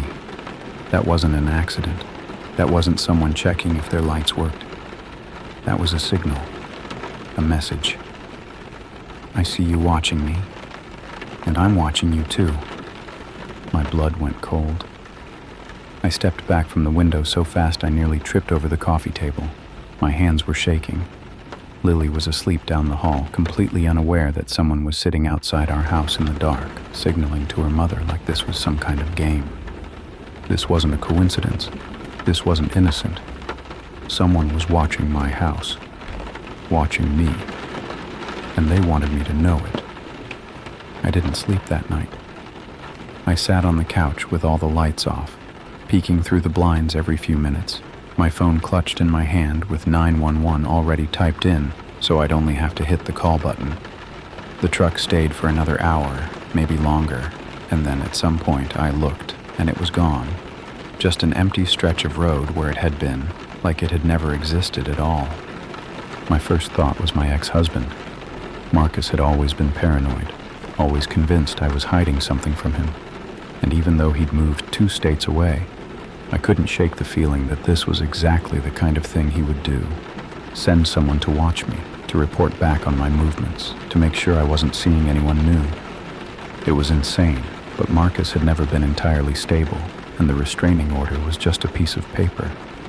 It didn't stop him from hiring someone if he really wanted to, but the more I thought about it, the less sense it made. The truck didn't match anything Marcus drove, and I couldn't imagine him spending money on a private investigator when he'd complained constantly about paying child support. Besides, if he wanted to know what I was doing, he could just check my social media like a normal stalker. This felt different, more personal, more patient, like whoever was in that truck wasn't just gathering information, they were enjoying the process. The next morning, I called the non-emergency police line. I felt stupid the entire time, stumbling over my words, trying to explain why a truck parked on a public road was worth their time. The dispatcher was polite, but I could hear the skepticism in her voice. She said she'd send someone out to check on it, told me to call back if I saw the vehicle again, and wished me a good day in that tone that meant she was already moving on to the next call. I waited by the window that night, expecting to see a patrol car drive by, but none came. Or if they did, I missed it during one of the brief moments I let myself close my eyes. I didn't see the truck that night either, which should have made me feel better but somehow didn't. The absence felt intentional, like whoever it was knew the police had been called and decided to lie low for a while, like they were smarter than I wanted them to be. 3 nights passed with no sign of the truck. I started to relax a little, started telling myself that maybe the police driving through had spooked them, that maybe it was over. I worked my shifts, picked up Lily from my mom's, went through the motions of normal life while trying to convince myself that normal was still possible. The fear faded from a sharp edge to a dull background hum, always there, but manageable. Then I came home from work on a Thursday morning and found a cigarette butt on my front porch. I almost missed it. I was exhausted, barely awake, fumbling with my keys in the gray, early morning light. But something made me look down, and there it was, a cigarette smoked down to the filter, lying on the welcome mat like someone had stood there and finished it before walking away. I don't smoke. I've never smoked. No one who visits me smokes. And my mom had been inside all night with Lily, hadn't heard a thing, hadn't seen anyone. Someone had stood on my porch, in the middle of the night, while my 4-year-old daughter slept 20 feet away on the other side of that door. They'd stood there long enough to smoke an entire cigarette, maybe looking through the window, maybe pressing their ear to the door, maybe just enjoying how close they could get without me knowing.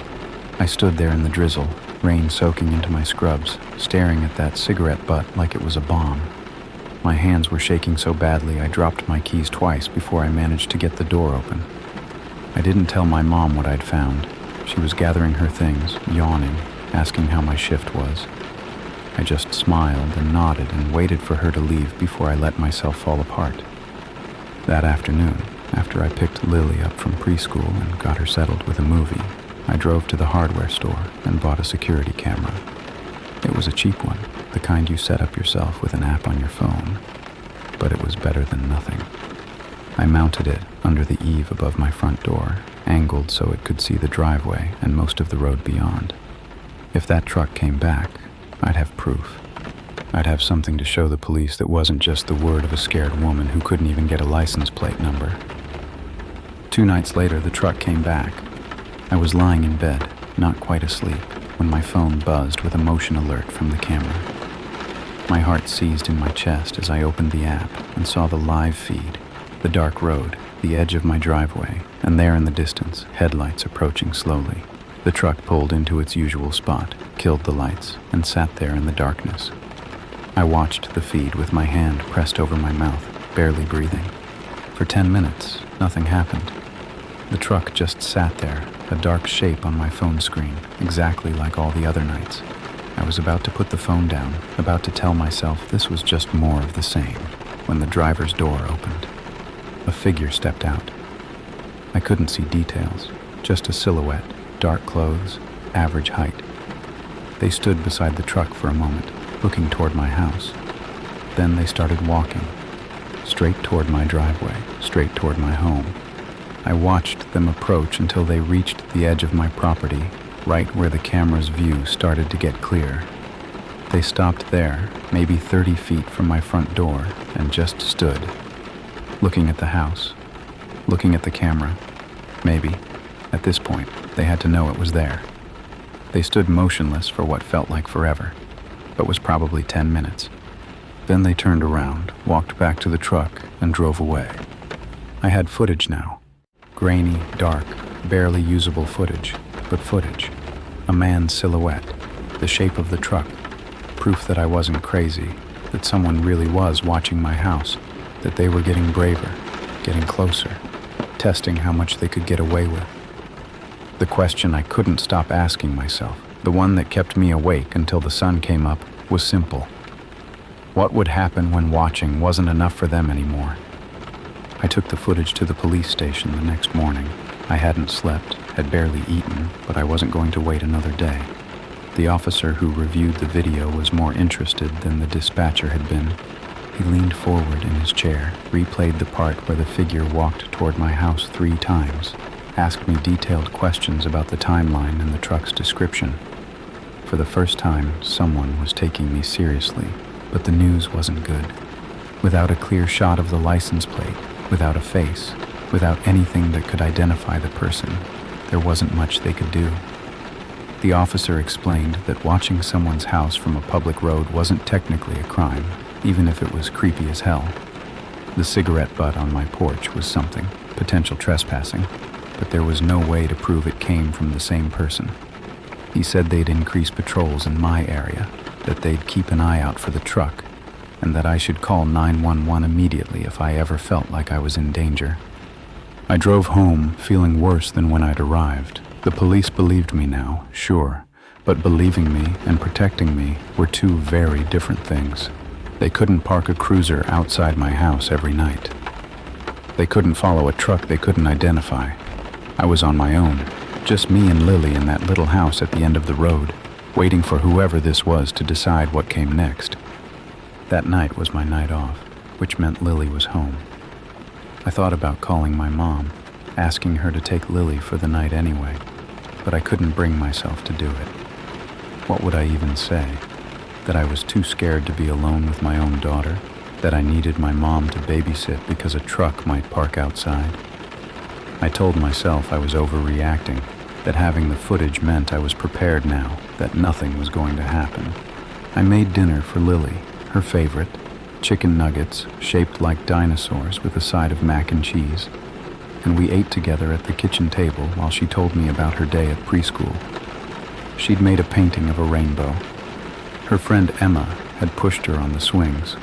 Normal, precious, everyday things that made me want to scoop her up and never let go. After dinner we did bath time, then stories. Then I tucked her in with her stuffed elephant and kissed her forehead and stood in her doorway for a long moment, watching her drift off to sleep.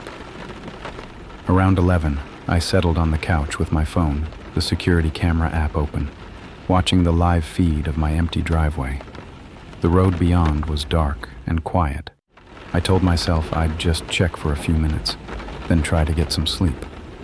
But I couldn't look away. Every shifting shadow, every flicker of movement from a tree branch in the wind made my heart jump into my throat. At 11:47, headlights appeared at the end of the street. I sat up so fast I nearly dropped my phone.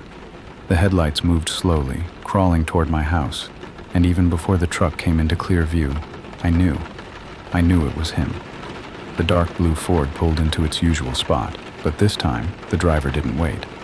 The door opened almost immediately, and a figure stepped out, already moving toward my property with a purpose he hadn't shown before. I called 911. My voice came out in a whisper. Lily was asleep. I couldn't scream, couldn't let her wake up to this. But I gave them my address and told them someone was approaching my house right now. The dispatcher told me to stay on the line, that units were on the way, but I couldn't just sit there and watch. I grabbed the baseball bat I'd started keeping by my bed and positioned myself in the hallway, right between the front door and Lily's bedroom. If he came through that door, he'd have to go through me first. Through the front window, I could see him.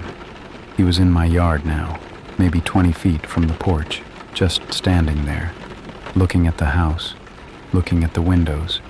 I couldn't see his face in the darkness, just the shape of him, average height, stocky build, wearing a dark jacket and a baseball cap pulled low. He stood so still, he could have been a statue, and something about that stillness was worse than if he'd been pacing or trying to peer through the glass. Then he started walking toward the porch. Slow, deliberate steps, like he had all the time in the world, like he knew exactly what he was doing and wasn't afraid of anything. I watched him climb the 2 steps to my front door, watched him stop right in front of it, and I realized I was holding my breath so hard my lungs were burning. The motion sensor light clicked on. For the first time, I saw his face. He was mid-30s maybe, with a patchy beard and deep-set eyes that caught the light in a way that made them look almost hollow. I'd never seen him before in my life. He wasn't anyone I knew, wasn't connected to my ex, wasn't a neighbor or a co-worker or anyone from my past. He was a complete stranger who had chosen my house, my family, for reasons I couldn't begin to understand. He looked directly at the window where I was standing. He knew I was there. He'd probably known the whole time. I held up my phone, making sure he could see the screen, and I screamed through the glass. "I'm recording you. I called the police. They're on their way right now." My voice cracked, high and desperate, but I didn't care. Lily was awake now. I could hear her crying in her room, calling for me, but I couldn't go to her, couldn't take my eyes off the man on my porch. For a long moment, he didn't react. He just stood there, looking at me through the window, his face illuminated by the harsh white glow of the motion light. Then, slowly, he smiled. It was a small smile, almost thoughtful, like I'd done something that amused him. Like this whole thing was a game and I'd just made an interesting move. He turned around, walked back down the porch steps, crossed my yard with the same unhurried pace, got into his truck, and drove away into the darkness. 30 seconds later, I heard sirens in the distance. The police found nothing when they arrived, just tire tracks on the shoulder and a terrified woman clutching a baseball bat with a sobbing 4-year-old wrapped around her legs. They took my statement. They took the footage. They promised, again, to investigate. And then they left.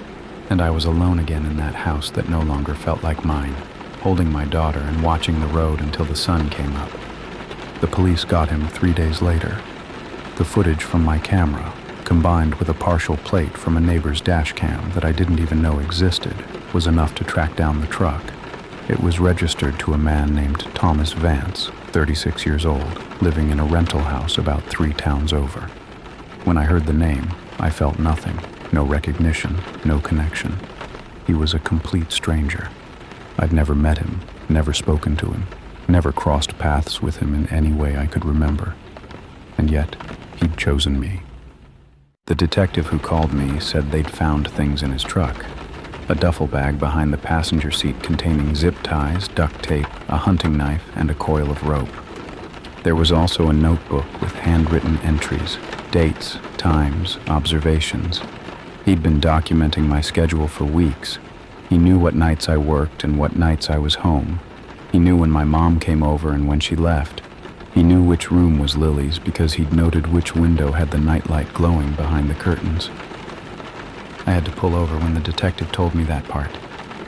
I was driving to pick up Lily from preschool, and suddenly I couldn't see the road through the tears. He'd been watching my daughter's window. He'd been taking notes about my 4-year-old's bedroom. The hunting knife, the zip ties, the rope. I understood now what all of it was for, what he'd been planning, what would have happened if I'd ignored my instincts and convinced myself it was nothing. It turned out I wasn't his only target. Thomas Vance was a registered sex offender who'd served time in his 20s for assault. After he got out, he'd apparently developed a pattern, driving through rural areas at night, finding isolated houses, watching and waiting and planning. The police found photos of other homes in his notebook, other women he'd been surveilling, other families who had no idea a predator had been circling them in the dark. I was just the one who'd noticed, the one who'd called, the one who'd fought back. He was arrested without incident, sitting in his living room, eating a microwave dinner like he didn't have a care in the world. They charged him with stalking, criminal surveillance, trespassing, and possession of burglary tools. Because of his prior record and the evidence suggesting he'd been planning something far worse, the judge denied bail. Last I heard, he's still sitting in a cell waiting for trial. I'll have to testify eventually, sit in a courtroom and look at his face again, tell a jury about the nights I spent watching his truck from my window. I try not to think about that too much. I couldn't stay in that house. I tried, for about a week after his arrest, telling myself that the danger was over, that he was locked up, that I needed to be strong for Lily. But every night I'd find myself standing at the window, staring at the empty road, waiting for headlights that didn't come. I'd wake up at 3 a.m. with my heart pounding, convinced I'd heard a car door slam. The house that had once felt like freedom now felt like a trap, too isolated, too dark, too far from anyone who could help. My mom helped me pack. We did it during the day, while Lily was at preschool, so she wouldn't have to see me falling apart. I took one last look at the backyard where we'd watched birds and hunted for rocks, at the lavender bedroom I'd painted for my daughter, at the porch where a stranger had stood smoking a cigarette while we slept. Then I locked the door for the last time and drove away.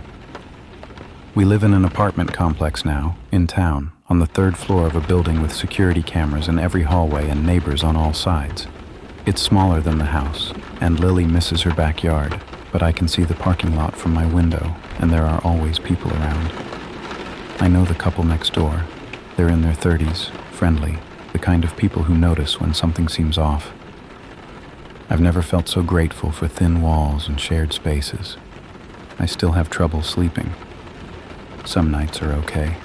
I drift off listening to the distant hum of traffic, the muffled sounds of neighbors living their lives, and I almost feel normal again. But other nights, I lie awake for hours, running through every what if I can think of. What if my phone hadn't sent that motion alert? What if I'd been asleep when he walked up to the porch? What if Lily had been in the living room when he looked through the window? The thoughts spiral and spiral until I have to get up and check the locks, check the camera, check the parking lot, just to convince myself we're safe. I think about his smile sometimes, that small, thoughtful smile he gave me when I screamed that I was recording him, that the police were coming, like none of it mattered, like he'd already gotten what he wanted, or like he knew this wasn't really over. I don't know if he's going to prison for years, or if he'll take a plea deal and be out in 18 months. I don't know if he'll remember me when he gets out, if he'll come looking, if I'll spend the rest of my life checking over my shoulder. What I do know is this: I trusted my gut, and it saved my life. Every time I told myself I was being paranoid, every time I almost convinced myself it was nothing, something deeper kept pushing me to pay attention, to document, to fight. If I'd listened to the voice that said I was overreacting, if I'd deleted that footage or decided not to call the police, I might not be here to tell this story. Lily might not be here. I used to think privacy meant safety. A house at the end of a quiet road, no neighbors to worry about, just peace and space and independence. I know better now. Isolation isn't safety, it's opportunity. For the kind of person who drives through the darkness looking for someone vulnerable, someone alone, someone who won't be heard if they scream. So trust your instincts, document everything, make noise, tell someone, even if you feel stupid, even if you think you're overreacting. Because the alternative, the zip ties, the duct tape, the hunting knife in the duffel bag, that's not something you get a second chance to prevent. To this day, I still look out the window before I go to bed. I still check the parking lot for trucks that don't belong. I still wake up sometimes, heart racing, certain I heard footsteps outside my door. Maybe that feeling will fade eventually. Maybe it won't. But I'm alive, and my daughter is safe, and that man is behind bars because I refused to convince myself it was nothing. And Thomas, if you ever get out, if you ever think about finding me again, don't. I'm not the same woman I was. I see danger now. I prepare for it, and I will never, ever stop fighting for my daughter and for myself. You picked the wrong house. Story 4, the office chair that rolled on its own. I never believed in ghosts. I want to make that clear right from the start, because what I'm about to tell you sounds like something out of a bad horror movie. And I need you to understand that I was the last person who would have bought into any of this. I was the guy who rolled his eyes at paranormal shows, who argued with friends about how every unexplained phenomenon had a perfectly rational explanation if you looked hard enough. Ghosts weren't real. The supernatural wasn't real. The world operated on logic and physics and things you could measure with instruments. That's what I believed anyway, right up until I took the night shift at Holloway & Burke.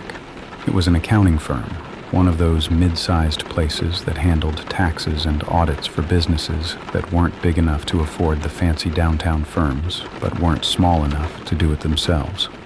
I'd been hired as a junior data analyst straight out of college, which sounded impressive until you realized it mostly meant staring at spreadsheets for 8 hours a day and flagging discrepancies that someone more senior would actually deal with. The pay was decent, the work was boring, and for the first 6 months, I did my job during normal business hours, like everyone else. Then they asked for volunteers for the late shift. The firm had picked up a massive new client, some regional hospital chain that needed years of financial records audited before a merger could go through, and suddenly, there weren't enough hours in the day. They were offering time and a half for anyone willing to work from 6 p.m. to 2 a.m., and since I was 24 years old with no girlfriend, no social life, and a mountain of student loans, I figured why not. The extra money would be nice, and honestly, I kind of liked the idea of having the office to myself. No small talk, no interruptions, no pretending to look busy when the partners walked by. Just me and the spreadsheets and the hum of the air conditioning. The office was on the 4th floor of a 7-story building downtown. One of those older structures from the 1970s that had been renovated just enough to look presentable but still had that institutional feel. Drop ceilings, fluorescent lights, carpet that had probably been replaced twice in 50 years but somehow still looked tired. During the day, the place was bustling, phones ringing, people chatting in the break room, the constant background noise of a functioning workplace. But at night, after everyone else went home, it transformed into something different. Quieter, emptier, the kind of quiet that presses against your ears and makes you aware of sounds you'd never notice otherwise. I actually grew to love those night shifts in a strange way. I'd come in around 6, wave goodbye to the last of the day staff heading home, and then settle into my cubicle with my headphones and a large coffee from the place down the street. The cleaning crew came through around 8, vacuuming and emptying trash cans, and after they left, I was completely alone on the entire floor. Sometimes I'd hear the elevator ding as people from other companies in the building came and went, but no one ever got off on 4. It was just me, the glow of my monitors, and the soft rush of air through the vents.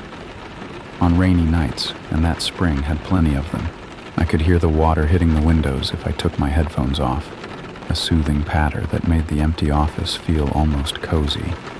My cubicle was in the middle of the floor, surrounded by a maze of identical gray partitions, but I could see the main conference room from where I sat, a glass-walled space with a long table and a dozen high-backed leather chairs. Beyond that was the hallway that led to the partners' offices, and past that, the emergency stairwell and the bathrooms. I'd mapped out the whole layout in my head over those first few weeks, the way you do when you're alone in a space and your brain wants to know all the exits. Not because I was scared, just aware. The chair was in the conference room. That's where I first noticed it anyway. One of those expensive ergonomic things with wheels and adjustable armrests, probably worth more than my monthly rent. The partners used that room for client meetings, and whoever had been in there last must have left the chair pulled out from the table, angled toward the glass wall like someone had stood up in a hurry and walked away. I noticed it one night around 11, glanced at it through the glass as I walked past on my way to the bathroom, and thought nothing of it. People left chairs out all the time. But when I came back from the bathroom, the chair had moved. It wasn't a dramatic difference, maybe 2 feet, 3 at most. It was still facing the glass wall, but now it was closer to the corner of the room, like someone had rolled it there while I was gone. I stopped in the hallway and stared at it through the glass, trying to remember if it had been in that spot before. I was tired, I told myself. I'd been staring at numbers for 5 hours. I probably just hadn't noticed exactly where it was the first time. Memory is unreliable, especially when you're not paying attention.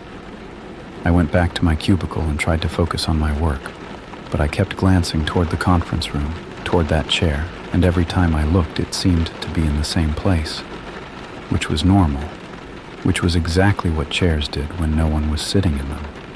I finished my shift, packed up my things, and drove home through the empty streets, telling myself I was being ridiculous. The next night, I made a point of looking at the conference room when I arrived. The chair was tucked neatly under the table with all the others, perfectly aligned, like it had never been out of place at all. I actually laughed at myself as I settled into my cubicle. See? The cleaning crew had probably straightened it up, or one of the partners had come in early and noticed it was out of place. There was always an explanation. There was always something rational and boring behind the things that seemed strange.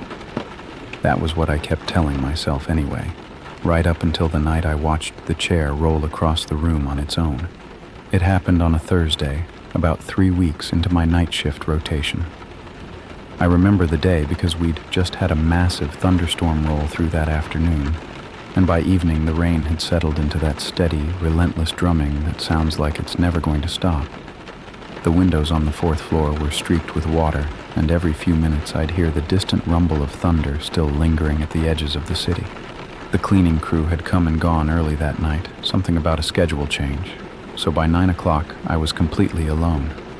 I'd been working on a particularly tedious reconciliation, cross-referencing bank statements with internal ledgers, the kind of mind-numbing task that makes you check the clock every 10 minutes, even though you know it'll just depress you. Around 10:30, I decided to take a break, stretch my legs, maybe grab a snack from the vending machine in the break room. I pulled off my headphones and stood up, and that's when I happened to glance toward the conference room. The chair was out again. The same chair, the expensive ergonomic one with the high back, pulled away from the table and facing the glass wall. I hadn't noticed it when I'd arrived. I was almost certain it had been tucked in with the others. But there it was, sitting in the middle of the room like someone had just gotten up from a meeting. I stared at it for a moment, that little prickle of unease starting at the back of my neck, and then I made myself walk toward the break room. The cleaning crew must have moved it, or maybe one of the partners had come back after hours for something and I just hadn't heard them. The building had multiple entrances, multiple stairwells. Someone could easily come and go without me noticing. I got my snack, a bag of pretzels and a Coke, and started walking back to my cubicle. The conference room was directly in my path, and I couldn't help but look at the chair again as I approached. It was still there, still facing the glass, still perfectly motionless. I slowed down without really meaning to, watching it through the wall of windows like I expected it to do something, which was stupid. It was a chair. Chairs don't do things. I was maybe 15 feet away when it moved. There was no sound, no warning. The chair just rolled backward, smooth and slow, like someone invisible was pushing it away from an invisible desk. It traveled about 2 feet before stopping, and the whole thing took maybe 3 seconds. I stood frozen in the hallway, pretzels clutched in my hand, staring at the chair with my heart suddenly pounding against my ribs. The office was silent except for the rain against the windows and the soft hum of the air conditioning. Nothing else moved. Nothing else made a sound. I didn't move either. I just stood there, trying to process what I'd seen, running through every possible explanation I could think of. The floor was uneven. Maybe the chair had just been balanced wrong and finally tipped into motion. There was a vent nearby. Maybe a gust of air from the HVAC system had pushed it. The building was old. Maybe there was some kind of vibration from the plumbing or the elevator that I couldn't feel, but the chair's wheels could.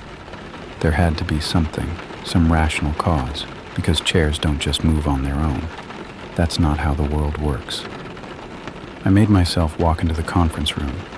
My legs felt stiff, reluctant, like they knew something my brain was refusing to accept. The chair sat there innocently, slightly askew now, its wheels resting on the thin carpet. I reached out and touched the back of it, half expecting it to be cold or somehow wrong, but it just felt like leather and plastic and metal.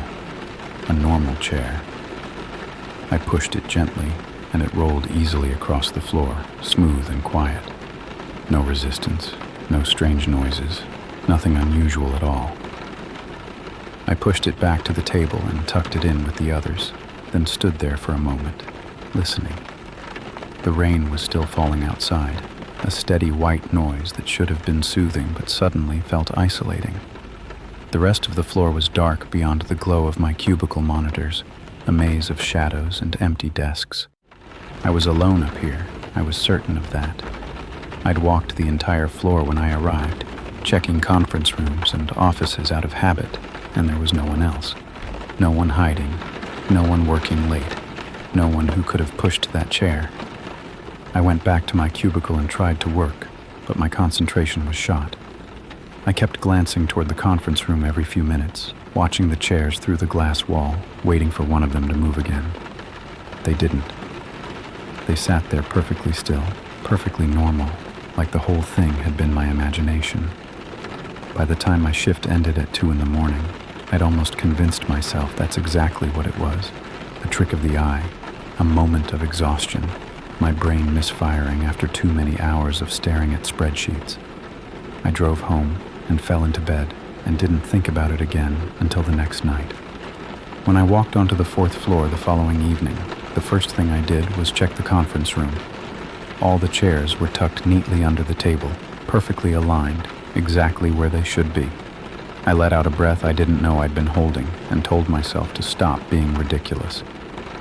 I settled into my cubicle, put on my headphones, and got to work. The night passed uneventfully. So did the next night, and the one after that. A whole week went by without anything strange happening, and I started to feel foolish for ever being spooked by a rolling chair. These things happen, buildings settle, air currents shift. There's always an explanation. Then I started hearing the footsteps. The first time, I thought it was the security guard. The building had overnight security, a guy named Marvin who made rounds every few hours, checking doors and stairwells, making sure nobody was somewhere they shouldn't be.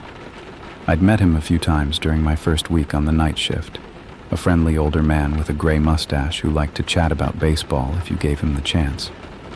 So when I heard footsteps in the hallway around midnight, heavy and deliberate, I assumed it was just Marvin doing his rounds. I even pulled off my headphones and waited for him to appear, ready to wave and maybe take a quick break to stretch my legs. But no one came. The footsteps continued for maybe 10 or 15 seconds, moving down the hallway that led to the partners' offices, and then they stopped. I waited, listening, but the only sound was the soft rush of the air conditioning and the rain that had started up again outside. After a minute or two, I put my headphones back on and returned to my work, figuring Marvin had gone into one of the offices to check something and would be on his way soon enough. He never appeared. I didn't think much of it at the time. Maybe he'd taken the stairs down instead of walking past my cubicle. Maybe I'd misjudged which direction the footsteps were going. But the next night, it happened again. Same time, same heavy footfalls, same abrupt silence. And again, no one came around the corner. No one appeared in my peripheral vision. The floor remained empty, except for me. On the 3rd night, I decided to investigate.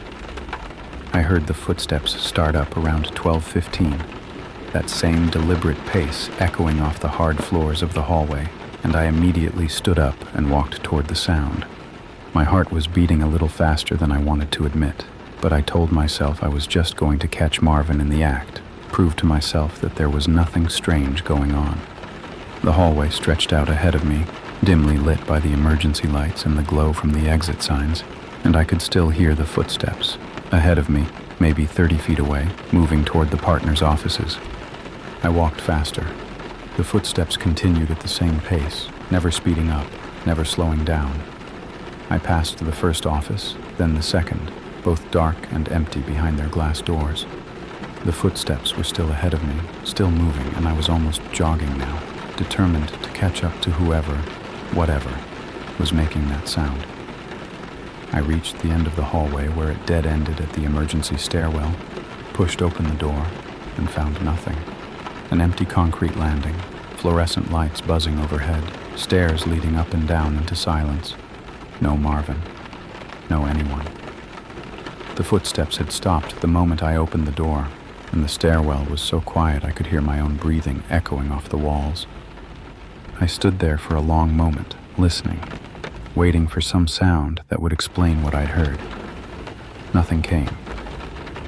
Eventually, I let the door swing shut and walked back to my cubicle, my skin prickling with that feeling you get when you're certain someone is watching you, even though you know you're alone. I checked every office I passed, peered into every shadow, but the floor was empty.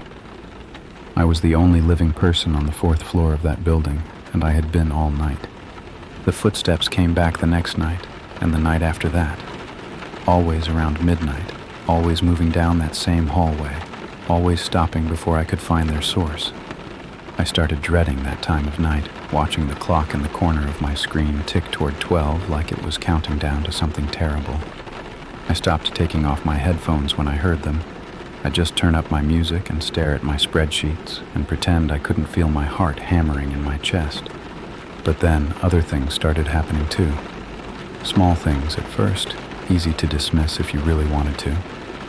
I'd leave a pen on my desk and come back from the bathroom to find it on the floor. I'd put my coffee mug on the left side of my keyboard and look up 10 minutes later to see it on the right. Once, I came in for my shift and found the conference room chair pulled out again.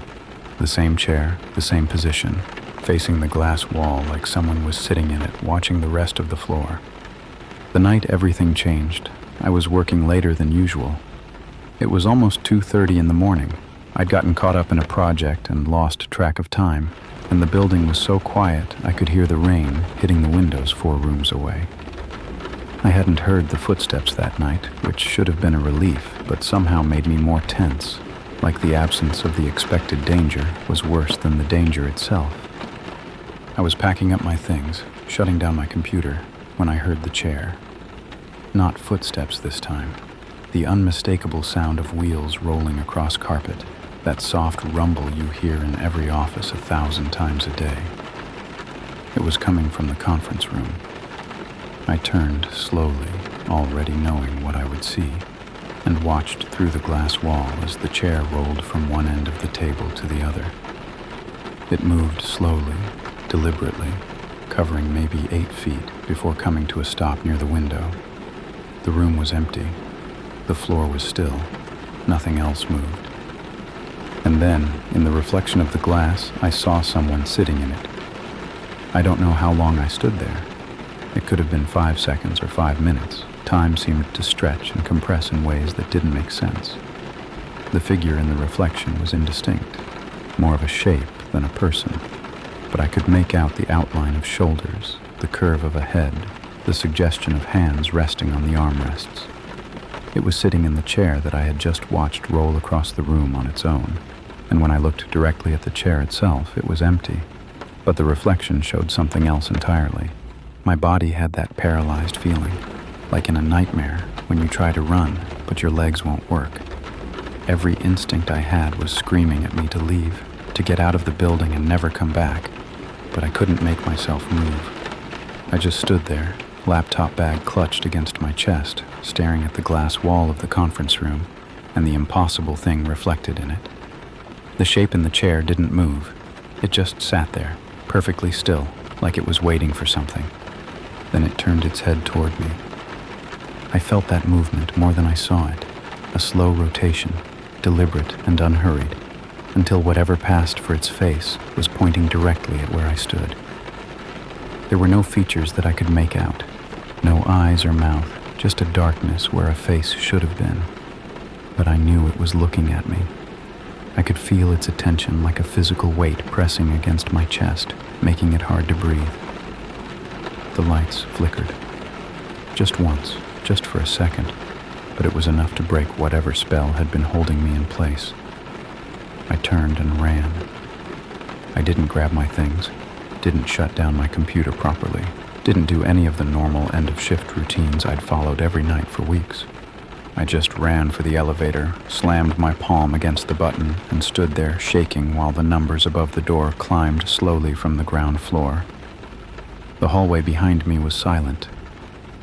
I kept expecting to hear footsteps, that heavy, deliberate tread I'd been hearing for weeks, but nothing came. The floor was still except for the hum of the air conditioning and the distant patter of rain. When the elevator finally arrived and the doors slid open, I threw myself inside and hit the lobby button so hard I thought I might break it. The whole ride down I stood with my back pressed against the wall, watching the floor numbers count down, certain that when the doors opened, something would be waiting for me. The lobby was empty. Marvin was at the security desk, half asleep, and he blinked at me in confusion when I came stumbling out of the elevator at 2:45 in the morning, looking like I'd seen a ghost. Which I suppose I had. I didn't tell him what happened. What was I supposed to say? That I'd watched a chair move on its own and seen a figure in a reflection that wasn't there when I looked directly at it? He would have thought I was losing my mind. I thought I was losing my mind. I just muttered something about not feeling well and pushed through the front doors into the rain, letting the cold water soak through my shirt as I walked to my car. I sat in the parking lot for almost an hour, hands gripping the steering wheel, trying to convince myself that what I'd seen wasn't real. But I couldn't do it. I'd spent my whole life believing in rational explanations, in physics and logic and the observable universe, and none of that could account for what had just happened. The chair had moved. The figure had been there, in the reflection. It had turned to look at me. Those things had happened, and no amount of telling myself otherwise was going to change that. I called in sick the next day, and the day after that. I told my supervisor I had some kind of stomach bug, that I'd be back as soon as I was feeling better, but the truth was I couldn't bring myself to go near that building. Every time I thought about stepping off the elevator onto the 4th floor, about walking past that conference room with its glass walls and its expensive chairs, my chest would tighten and my hands would start to shake. I'd faced down angry clients and impossible deadlines and all the normal stresses of adult life without flinching. But this was different. This was something I didn't understand. Something that operated by rules I didn't know. On the 3rd day, I got a call from HR. They were concerned about me, they said. The night shift project was behind schedule, and they needed to know when I'd be coming back. I told them I'd be in that night, because I didn't know what else to say. I couldn't exactly explain that I was afraid of a chair. I couldn't tell them I'd seen something impossible, and now I was too terrified to do my job. So I said I'd be there, and I hung up the phone, and I spent the rest of the afternoon sitting in my apartment trying to work up the courage to go back. Around 5 o'clock, I started looking into the building's history. I don't know why I hadn't thought of it before. Maybe because I'd been so committed to finding rational explanations that I hadn't wanted to go down that road. But now rational explanations seemed laughable, so I opened my laptop and started searching. The building's name, the address, the company that owned it. News articles, public records, anything I could find. It took about an hour of digging before I found the story from 1987. A man had died in that building. On the 4th floor, in the office that was now the conference room. His name was Gerald Whitmore. He was 53 years old, a senior partner at the firm that had occupied the 4th floor before Holloway and Burke moved in. According to the newspaper article I found, a short piece buried in the Metro section of a paper that no longer existed, he'd suffered a massive heart attack late one evening while working alone. The cleaning crew found him the next morning, slumped in his chair, still facing his desk. He'd been dead for hours by the time anyone realized something was wrong. The article didn't give many details beyond the basics. Prominent local accountant, survived by a wife and 2 children, memorial service at such and such church. But I kept digging, following threads through old records and archived forums and the kind of websites that collect stories about haunted locations. That's where I found the other accounts, people who'd worked in that building over the years, who'd experienced things they couldn't explain, Chairs moving on their own, footsteps in empty hallways, the feeling of being watched by something you couldn't see. One person, a secretary who'd worked on the fourth floor in the mid-90s, described seeing a figure sitting at the conference table when she came in early one morning. When she turned on the lights, there was no one there. Gerald Whitmore had died in that room, alone, in the middle of the night, and something of him had stayed behind. I don't know why I went back. Maybe I needed to prove to myself that I could, that I wasn't going to let fear, even justified fear, control my life. Maybe I wanted to see if it would happen again, if the things I'd witnessed were repeatable or just some kind of one-time hallucination. Or maybe I just couldn't afford to lose my job over something I couldn't even explain to anyone. Whatever the reason, I showed up for my shift that night at 6 o'clock, walked through the lobby past Marvin at the security desk, and rode the elevator up to the fourth floor with my heart pounding so hard I could feel it in my teeth. The floor looked exactly the same as it always had.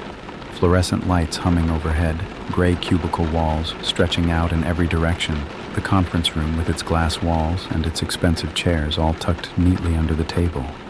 I stood in the elevator doorway for a long moment, listening, but there was nothing unusual, just the soft rush of the air conditioning and the distant sound of rain starting up again outside. I made myself walk to my cubicle, sit down, log in, and start working. My hands were trembling slightly, but I kept them busy on the keyboard and tried to focus on the numbers in front of me. For the first few hours, nothing happened.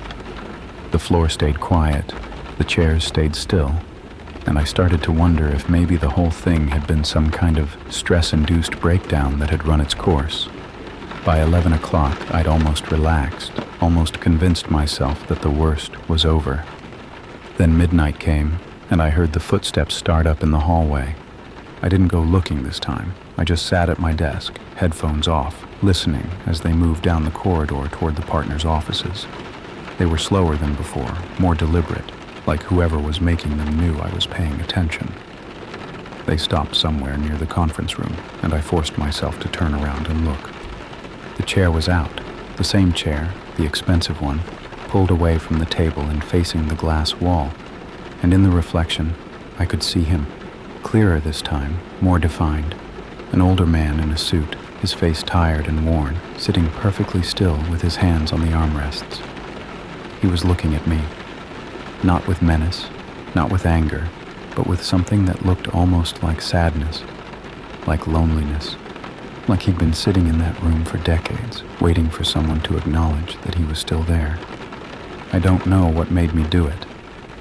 Maybe it was the expression on his face, or the fact that I finally understood what I was dealing with, or just the exhaustion of being afraid for so long.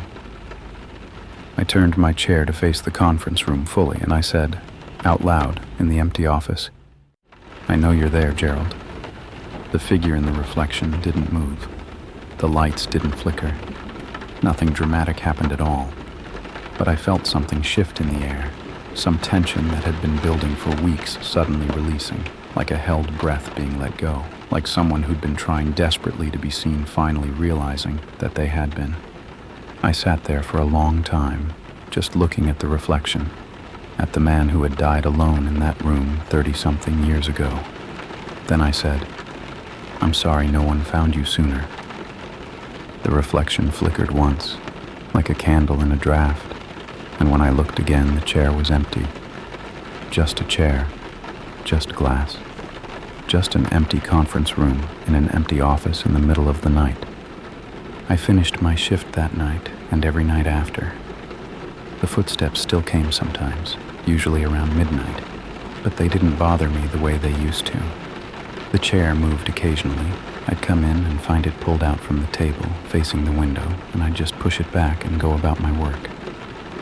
I never saw Gerald in the reflection again, but sometimes, when the building was very quiet and the rain was coming down hard outside, I'd feel something that might have been presence, something that wasn't malevolent or frightening, just there, lingering, maybe unwilling to leave, maybe unable to. I don't work at Holloway and Burke anymore. The project ended, the night shift stopped, and I moved on to a different job with normal hours and a lot less overtime. but I still think about that building sometimes. I think about Gerald Whitmore dying alone at his desk while everyone else went home to their families, and I wonder if that's what keeps some people tethered to the places where they died. Not unfinished business, not revenge, just the simple tragedy of being forgotten. I'm not a skeptic anymore. I can't be, not after what I saw. But I'm not exactly a believer either, at least not in the way most people mean when they use that word. I believe that the world is stranger than I thought it was. I believe that death isn't always the end, at least not for everyone. And I believe that sometimes the scariest thing isn't a ghost that wants to hurt you. It's a ghost that just wants to be seen. If you ever find yourself alone in an old building late at night, and you hear footsteps that shouldn't be there, or you see a chair move out of the corner of your eye, don't run. Don't panic. Just acknowledge it. Say something, even if you feel foolish, because whoever's there, whatever's left of them, might just be waiting for someone to notice they exist. It's the least we can do for the dead. Story 5. The scent of cologne in my closet. The first time I smelled it, I thought I was imagining things. It was faint, barely there, just a whisper of something musky and sharp underneath the familiar scents of my laundry detergent and the vanilla candle I kept on my nightstand. Men's cologne. The expensive kind, the kind that lingers on elevator air after a businessman walks through. I stood in my bedroom doorway and breathed in slowly, trying to place it. And by the time I'd taken 3 breaths, it was gone. Just my imagination, I decided. Just one of those weird sensory glitches your brain throws at you sometimes.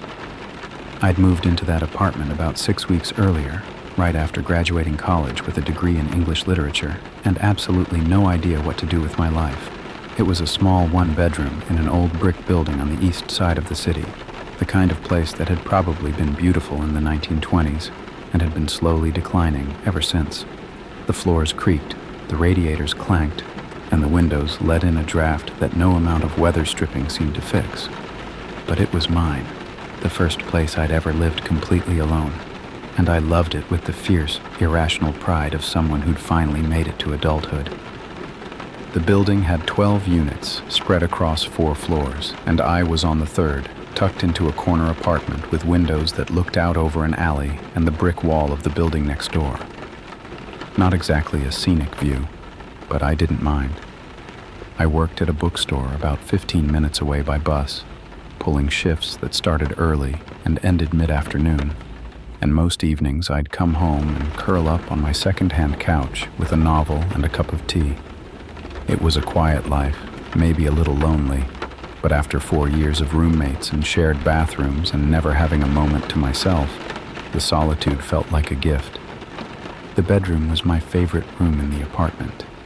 It was small, barely big enough for a queen bed and a dresser, but it had this deep closet with old wooden doors that creaked when you opened them and a window that faced east so the morning light would wake me up gently. On rainy nights, I could hear the water running through the gutters and splashing onto the fire escape outside, and I'd fall asleep to that sound feeling safer than I had in years. I'd hung fairy lights around the window frame and pinned up postcards from places I wanted to visit someday, and every night when I climbed into bed, I'd look around and think, this is mine. I'd built this. The cologne smell came back a few days later.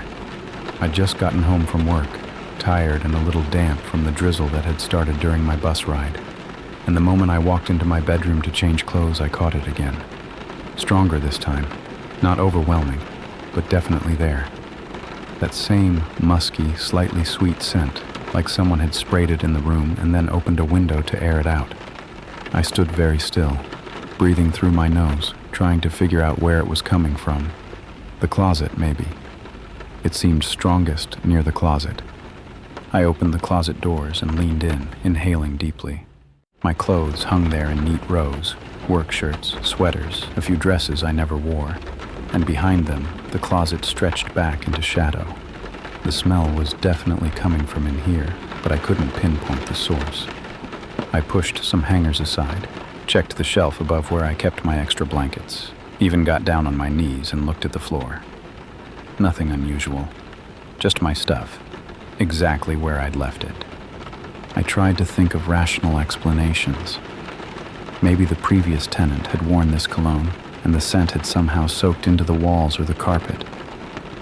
Maybe it was coming through the vents from another apartment, some neighbor who bathed in the stuff every morning. Maybe there was a bottle of something tucked away in a corner of the closet that I'd missed when I moved in.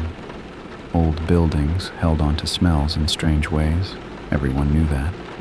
There was nothing sinister about a lingering scent. It was just one of those quirks of living in a place that had housed decades of other people before you. I mentioned it to my coworker Diana the next day, mostly as a funny anecdote. "My apartment smells like a man," I told her while we were shelving new arrivals in the fiction section. Specifically like men's cologne. It's the weirdest thing. Diana laughed and said, maybe I had a secret admirer, or maybe the ghost of a handsome stranger had decided to haunt me. I laughed too, and we moved on to other topics, and by the time my shift ended, I'd mostly forgotten about it. But that night, when I got home, the smell was there again, fainter than before, almost subliminal, but unmistakably present. I stood in my bedroom with my coat still on, turning slowly in a circle, trying to catch it. The closet. It was always strongest near the closet. I walked over and opened the doors, and this time I noticed something I hadn't before. One of my sweaters was on the wrong hanger. It was a cream-colored cardigan I almost never wore, and I always kept it on the far left side of the rod, next to my winter coat. Now it was in the middle, wedged between two blouses, like someone had moved it and then tried to put it back in the wrong spot. I stared at it for a long moment, my heart beating a little faster than it should have been. I was just being paranoid. I must have moved it myself and forgotten. That was the only explanation that made sense. I put the cardigan back where it belonged, closed the closet doors, and went to make dinner. But I couldn't shake the feeling that something was off. That night, for the first time since I'd moved in, I double-checked the lock on my front door before I went to bed. And when I finally fell asleep, I dreamed of someone standing in my closet, watching me through the gap between the doors. When I woke up, the first thing I noticed was the smell. Cologne, thick and fresh, like someone had been standing right next to my bed. I sat up so fast my head spun. The morning light was filtering through the curtains, gray and weak, and I could hear rain tapping against the window. My bedroom looked exactly the same as it had when I'd fallen asleep. Bed unmade, phone charging on the nightstand, closet doors closed. But the smell was overwhelming now, so strong it almost had a taste, coating the back of my throat with that musky sweetness. I threw off my covers and walked around the room, sniffing the air like some kind of paranoid bloodhound, trying to find where it was coming from. The closet. Of course it was the closet. I yanked open the doors and the scent hit me like a wall, so potent my eyes watered. I grabbed handfuls of my clothes and pressed them to my nose, but they just smelled like laundry detergent. I checked the shelf, the floor, every corner of that cramped space, and found nothing. No hidden bottle of cologne, no explanation for why my closet suddenly reeked like the men's fragrance counter at a department store. The smell was just there, sourceless and impossible. And it stayed there even after I opened my bedroom window and let the cold October air pour in. I was late to work that morning. I spent too long standing in my apartment, trying to rationalize what was happening, trying to come up with an explanation that didn't make me sound insane. By the time I got to the bookstore, Diana was already at the register looking annoyed, and I had to apologize 3 times before she'd stopped giving me the silent treatment. I wanted to tell her about the smell, about how much worse it had gotten, but something stopped me. The way she'd laughed when I'd mentioned it before, like it was a joke. I didn't want to see that look again. I didn't want to be the crazy girl who thought her apartment was haunted by cologne. I tried to focus on work, but my mind kept drifting back to that closet, the moved sweater, the smell that came and went without explanation. I started thinking about the apartment's history, about who had lived there before me. The landlord had mentioned something when I'd signed the lease, hadn't he? Something about the previous tenant leaving suddenly. I'd assumed it was just the usual story. Someone breaking a lease to move in with a partner or relocating for a job, but now I wasn't so sure. Now I wondered if maybe they'd left for another reason entirely.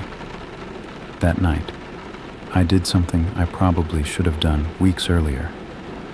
I searched the address of my building online, scrolling through pages of results, looking for anything unusual. Mostly, I found real estate listings and business directories, nothing interesting.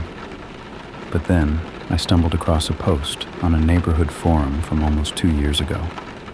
Someone asking if anyone knew what had happened at my address, why there were police cars outside one night in March.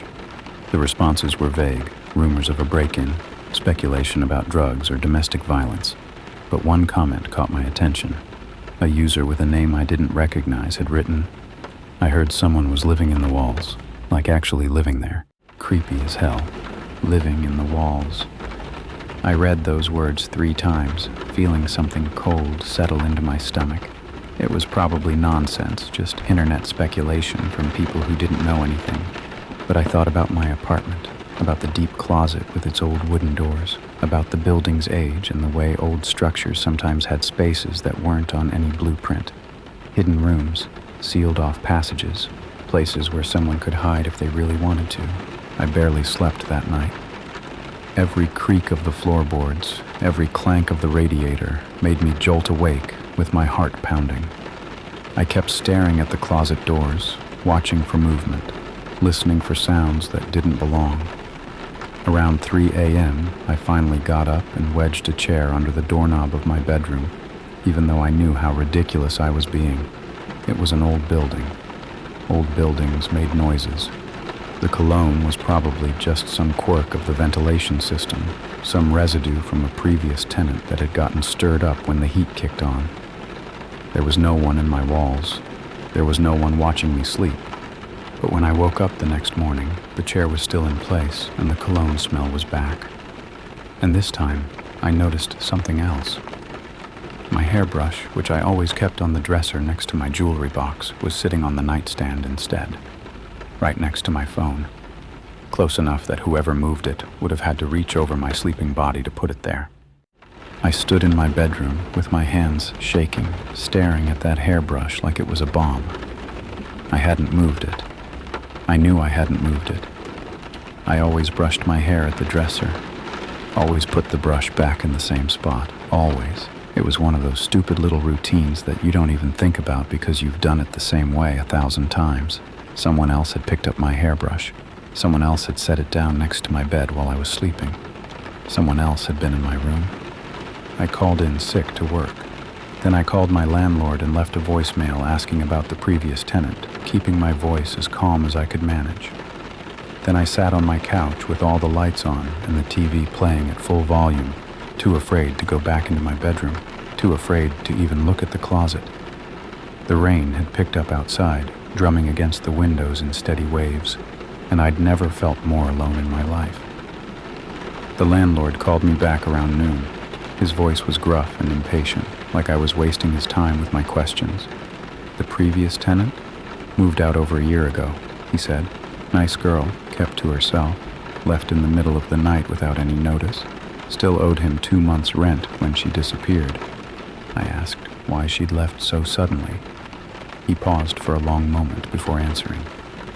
She said someone was getting into her apartment, he finally admitted. Said things kept moving around when she wasn't home. I told her she was imagining things. Changed the locks anyway, just to shut her up. I thanked him and hung up. Then I sat very still, listening to the rain, thinking about the woman who had lived here before me. The woman who had said the same things I was thinking. The woman who had disappeared in the middle of the night. The locks had been changed, but whoever was getting in, they hadn't been using the door. I spent the rest of that afternoon tearing my apartment apart. I started with the closet, pulling everything out. Clothes, boxes, the extra blankets I kept on the top shelf, until it was completely empty. The walls were old plaster, cracked in places. Painted over so many times the surface had a lumpy texture. I ran my hands over every inch, pressing hard, looking for seams or gaps or anything that felt hollow. Nothing, just solid wall. But the closet was deep, deeper than it should have been maybe for an apartment this size. I found a tape measure in my junk drawer and measured from the back wall of the closet to the bedroom wall behind it. Then I went into the hallway and measured the space between my apartment and my neighbor's. The numbers didn't match. There was almost 2 feet of space unaccounted for. I stood in the hallway with the tape measure in my hand, my heart beating so hard I could feel it in my fingertips. 2 feet. That was enough room for a person. That was enough room for someone to stand, to wait, to watch through cracks in the old plaster. I thought about the cologne smell, how it was always strongest near the closet. I thought about my hairbrush on the nightstand.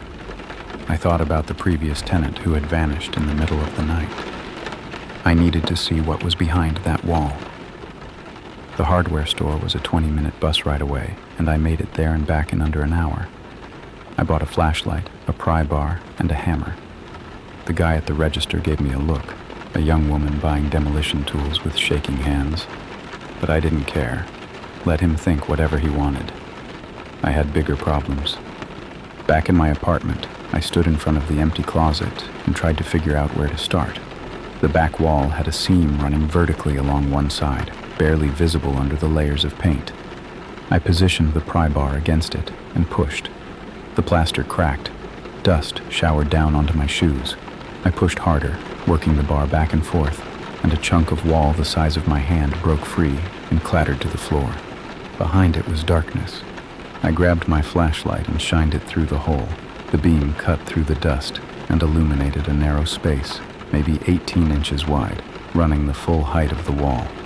I couldn't see the bottom clearly, but I could make out wooden beams, an old brick, and something else. Something that made my stomach drop. A sleeping bag, rolled up and tucked against the far wall, army green, the kind you could buy at any camping store. Next to it, a plastic grocery bag filled with what looked like granola bar wrappers. Someone had been living in my wall. I stumbled backward out of the closet, my legs giving out, and sat down hard on my bedroom floor. The flashlight was still in my hand, the beam wobbling across the ceiling. I couldn't breathe. I couldn't think. All I could do was stare at that hole in my closet wall and the impossible thing I'd found behind it. How long? How long had someone been in there? Days? Weeks? The whole time I'd lived here? I thought about all the nights I'd slept in this room, 5 feet away from that wall, while someone crouched on the other side listening to me breathe, watching me through gaps in the plaster, coming out when I was asleep to touch my things, to move my hairbrush, to stand over my bed smelling like cologne. I was going to be sick. I barely made it to the bathroom in time. After I'd emptied my stomach, I sat on the cold tile floor and called 911.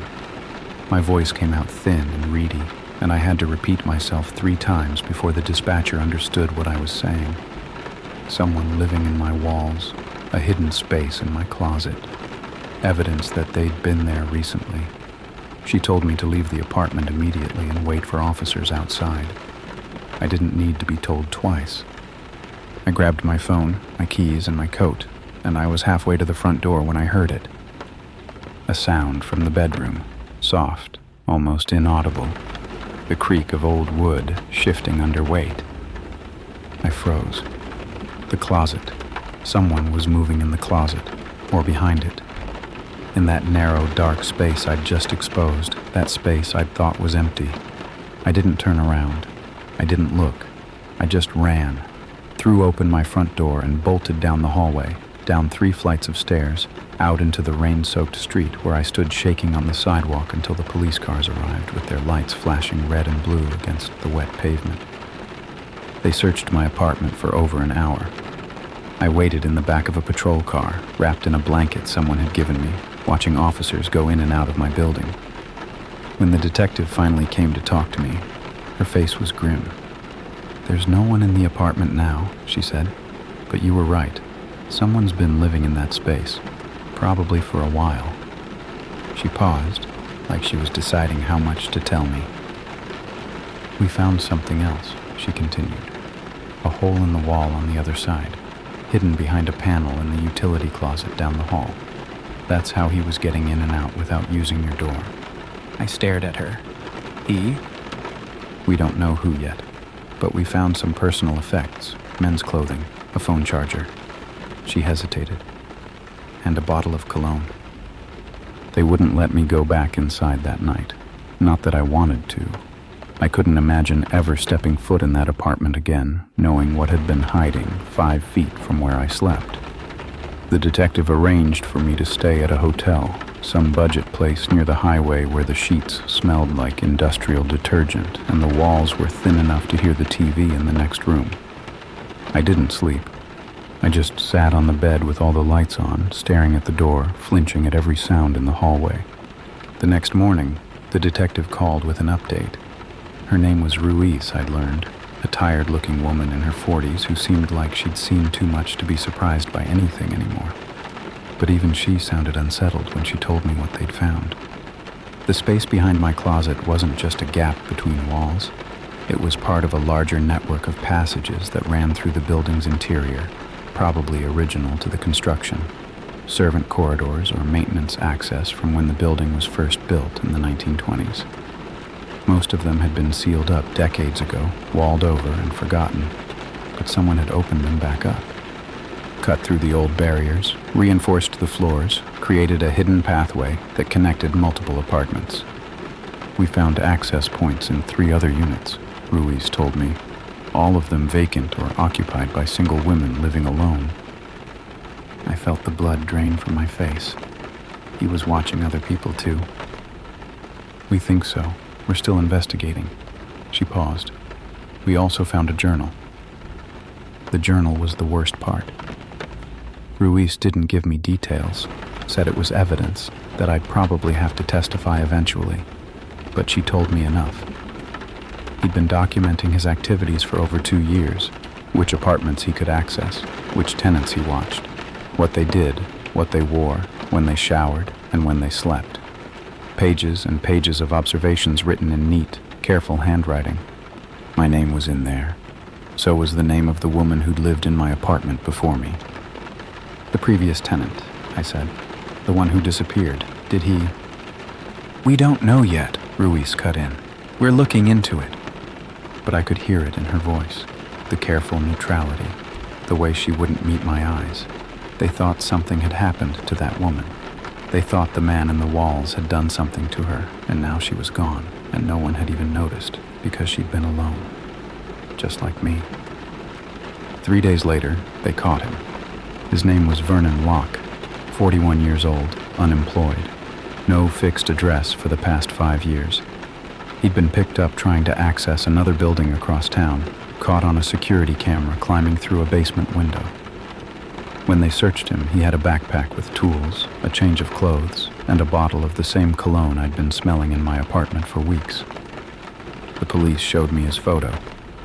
I didn't recognize him. He had a soft, forgettable face, thinning hair, pale eyes, the kind of features you'd walk past on the street without a second glance. He could have been anyone, a neighbor, a co-worker, the guy behind you in line at the grocery store. That was the thing that haunted me most. There was nothing about him that screamed danger. Nothing that would have warned me if I'd passed him on the sidewalk, but he'd been living in my walls. He'd been watching me sleep, touching my things, breathing the same air, for weeks. The investigation kept turning up new horrors. They found a collection of items in the passages behind my building, jewelry, underwear, photographs, trophies, the detective called them. Things he'd taken from the women he watched. They found a stash of hidden cameras, too, tiny things no bigger than a button, installed in vents and light fixtures throughout the building. He'd been recording everything. Every shower, every private moment, every night spent thinking you were alone when you never really were. When they searched his storage unit, they found more journals, more names, more buildings. He'd been doing this for over a decade, moving from place to place, finding old buildings with hidden spaces and settling in like a parasite. No one ever caught him because no one ever thought to look. Why would they? Who checks inside their walls? I had to identify some of my belongings, things he'd taken that I hadn't even noticed were missing. A necklace my grandmother gave me, a photo from my college graduation, a pair of earrings I'd assumed I'd lost in the move. The officer handling the evidence asked if I wanted them back. I said no. I never wanted to see any of it again. The thing I keep coming back to is how close it was, how easily it could have ended differently. If I hadn't noticed the cologne, if I hadn't paid attention to the sweater on the wrong hanger, the hairbrush by my bed, if I'd convinced myself I was imagining things and just gone on living my life. Vernon Locke had been watching me for 6 weeks. His journal said he was getting ready. He'd written about my schedule, my habits, when I was most vulnerable. The last entry about me was dated 2 days before I found the hole in my wall. The detective wouldn't tell me what getting ready meant. She didn't have to. Vernon Locke is in prison now. He pleaded guilty to multiple counts of stalking, breaking and entering, and invasion of privacy. They're still investigating whether he had anything to do with the disappearance of the woman who lived in my apartment before me, the one who vanished in the middle of the night, who told the landlord someone was getting into her space and was ignored. Her name was Michelle. I learned that from the news coverage. 26 years old, worked as a paralegal, had a cat that was found wandering the hallway 3 days after she disappeared. They never found her. I think about Michelle a lot. I think about how scared she must have been, how frustrated when no one believed her. I think about her lying in bed at night, smelling cologne she couldn't explain, finding her things moved to places she hadn't put them. I think about her trying to convince herself it was nothing, that she was imagining things, that old buildings just had quirks you had to get used to. I think about how easily that could have been me. The trial was brief. Locke's lawyer tried to argue that he was mentally ill, that he needed treatment instead of punishment, but the judge wasn't buying it. 15 years, minimum. I sat in the courtroom when they read the sentence, and I watched his face for any reaction. There was nothing. Just that same blank, forgettable expression, like he was waiting in line at the DMV instead of being sent to prison for destroying people's lives. He looked at me once, as they were leading him out. Just a quick glance, nothing dramatic. But I saw something flicker in his eyes. Recognition, maybe, or satisfaction. Like he was remembering what he'd seen through the cracks in my wall all those nights I thought I was alone. I had to leave the courtroom after that. I threw up in the bathroom and then sat on the floor crying until a bailiff came to check on me. I moved out of the city entirely. I couldn't stay there. Couldn't walk past that building, couldn't ride that bus route, couldn't even smell men's cologne without feeling like the floor was dropping out from under me. I found a job in a smaller town about 3 hours away, a library position that pays less, but lets me breathe. I rent a little house now, not an apartment, single story, no hidden spaces. I checked. My mom wanted me to see a therapist, and for once I actually listened to her. I've been going twice a week for almost a year now. It helps, sometimes. Other times I still wake up at 3 a.m. convinced I can smell cologne, convinced someone is standing just outside my bedroom door. I check the closets before I go to bed. I check them again when I wake up. I probably always will. The thing about trauma is that it rewires you. It changes the way you move through the world, the way you perceive safety and danger, the way you trust. I used to love living alone. I used to love the quiet, the privacy, the feeling of having a space that was entirely mine. Now I have a roommate, a woman named Beth, who works at the library with me. She knows what happened. She doesn't mind when I check the locks 3 times before bed, or when I freeze up at unexpected sounds. Some nights we just sit on the couch together, watching bad TV, and I feel something close to normal. Those nights are getting more frequent. That has to count for something. I still think about the cologne. That specific scent, musky, sharp, expensive. I've tried to identify it, to figure out what brand it was, but I can't bring myself to walk through the men's fragrance section at any store. The thought of smelling it again, even accidentally, makes my chest tight and my hands shake. My therapist says that's a trigger, that my brain has linked that smell to danger, and it might take years to undo the association, if it ever undoes at all. Vernon Locke wore that cologne on purpose. The journals made that clear. He wrote about how scent was intimate, how it lingered, how it was a way of marking territory without leaving visible traces. He wanted the women he watched to smell him. He wanted us to know, on some subconscious level, that we weren't alone. It was part of the game for him, part of the thrill. I hope he never smells anything but prison soap for the rest of his life.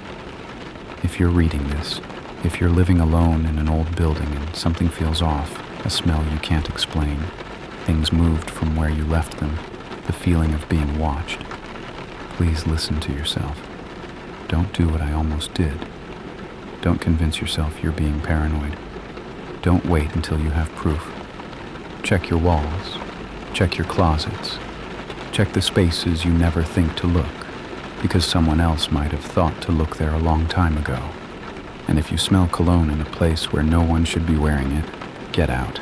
Get out, and don't go back until someone has searched every inch of that space and promised you, really promised you, that you're alone. Because the worst thing isn't finding out someone was watching you. The worst thing is never finding out at all.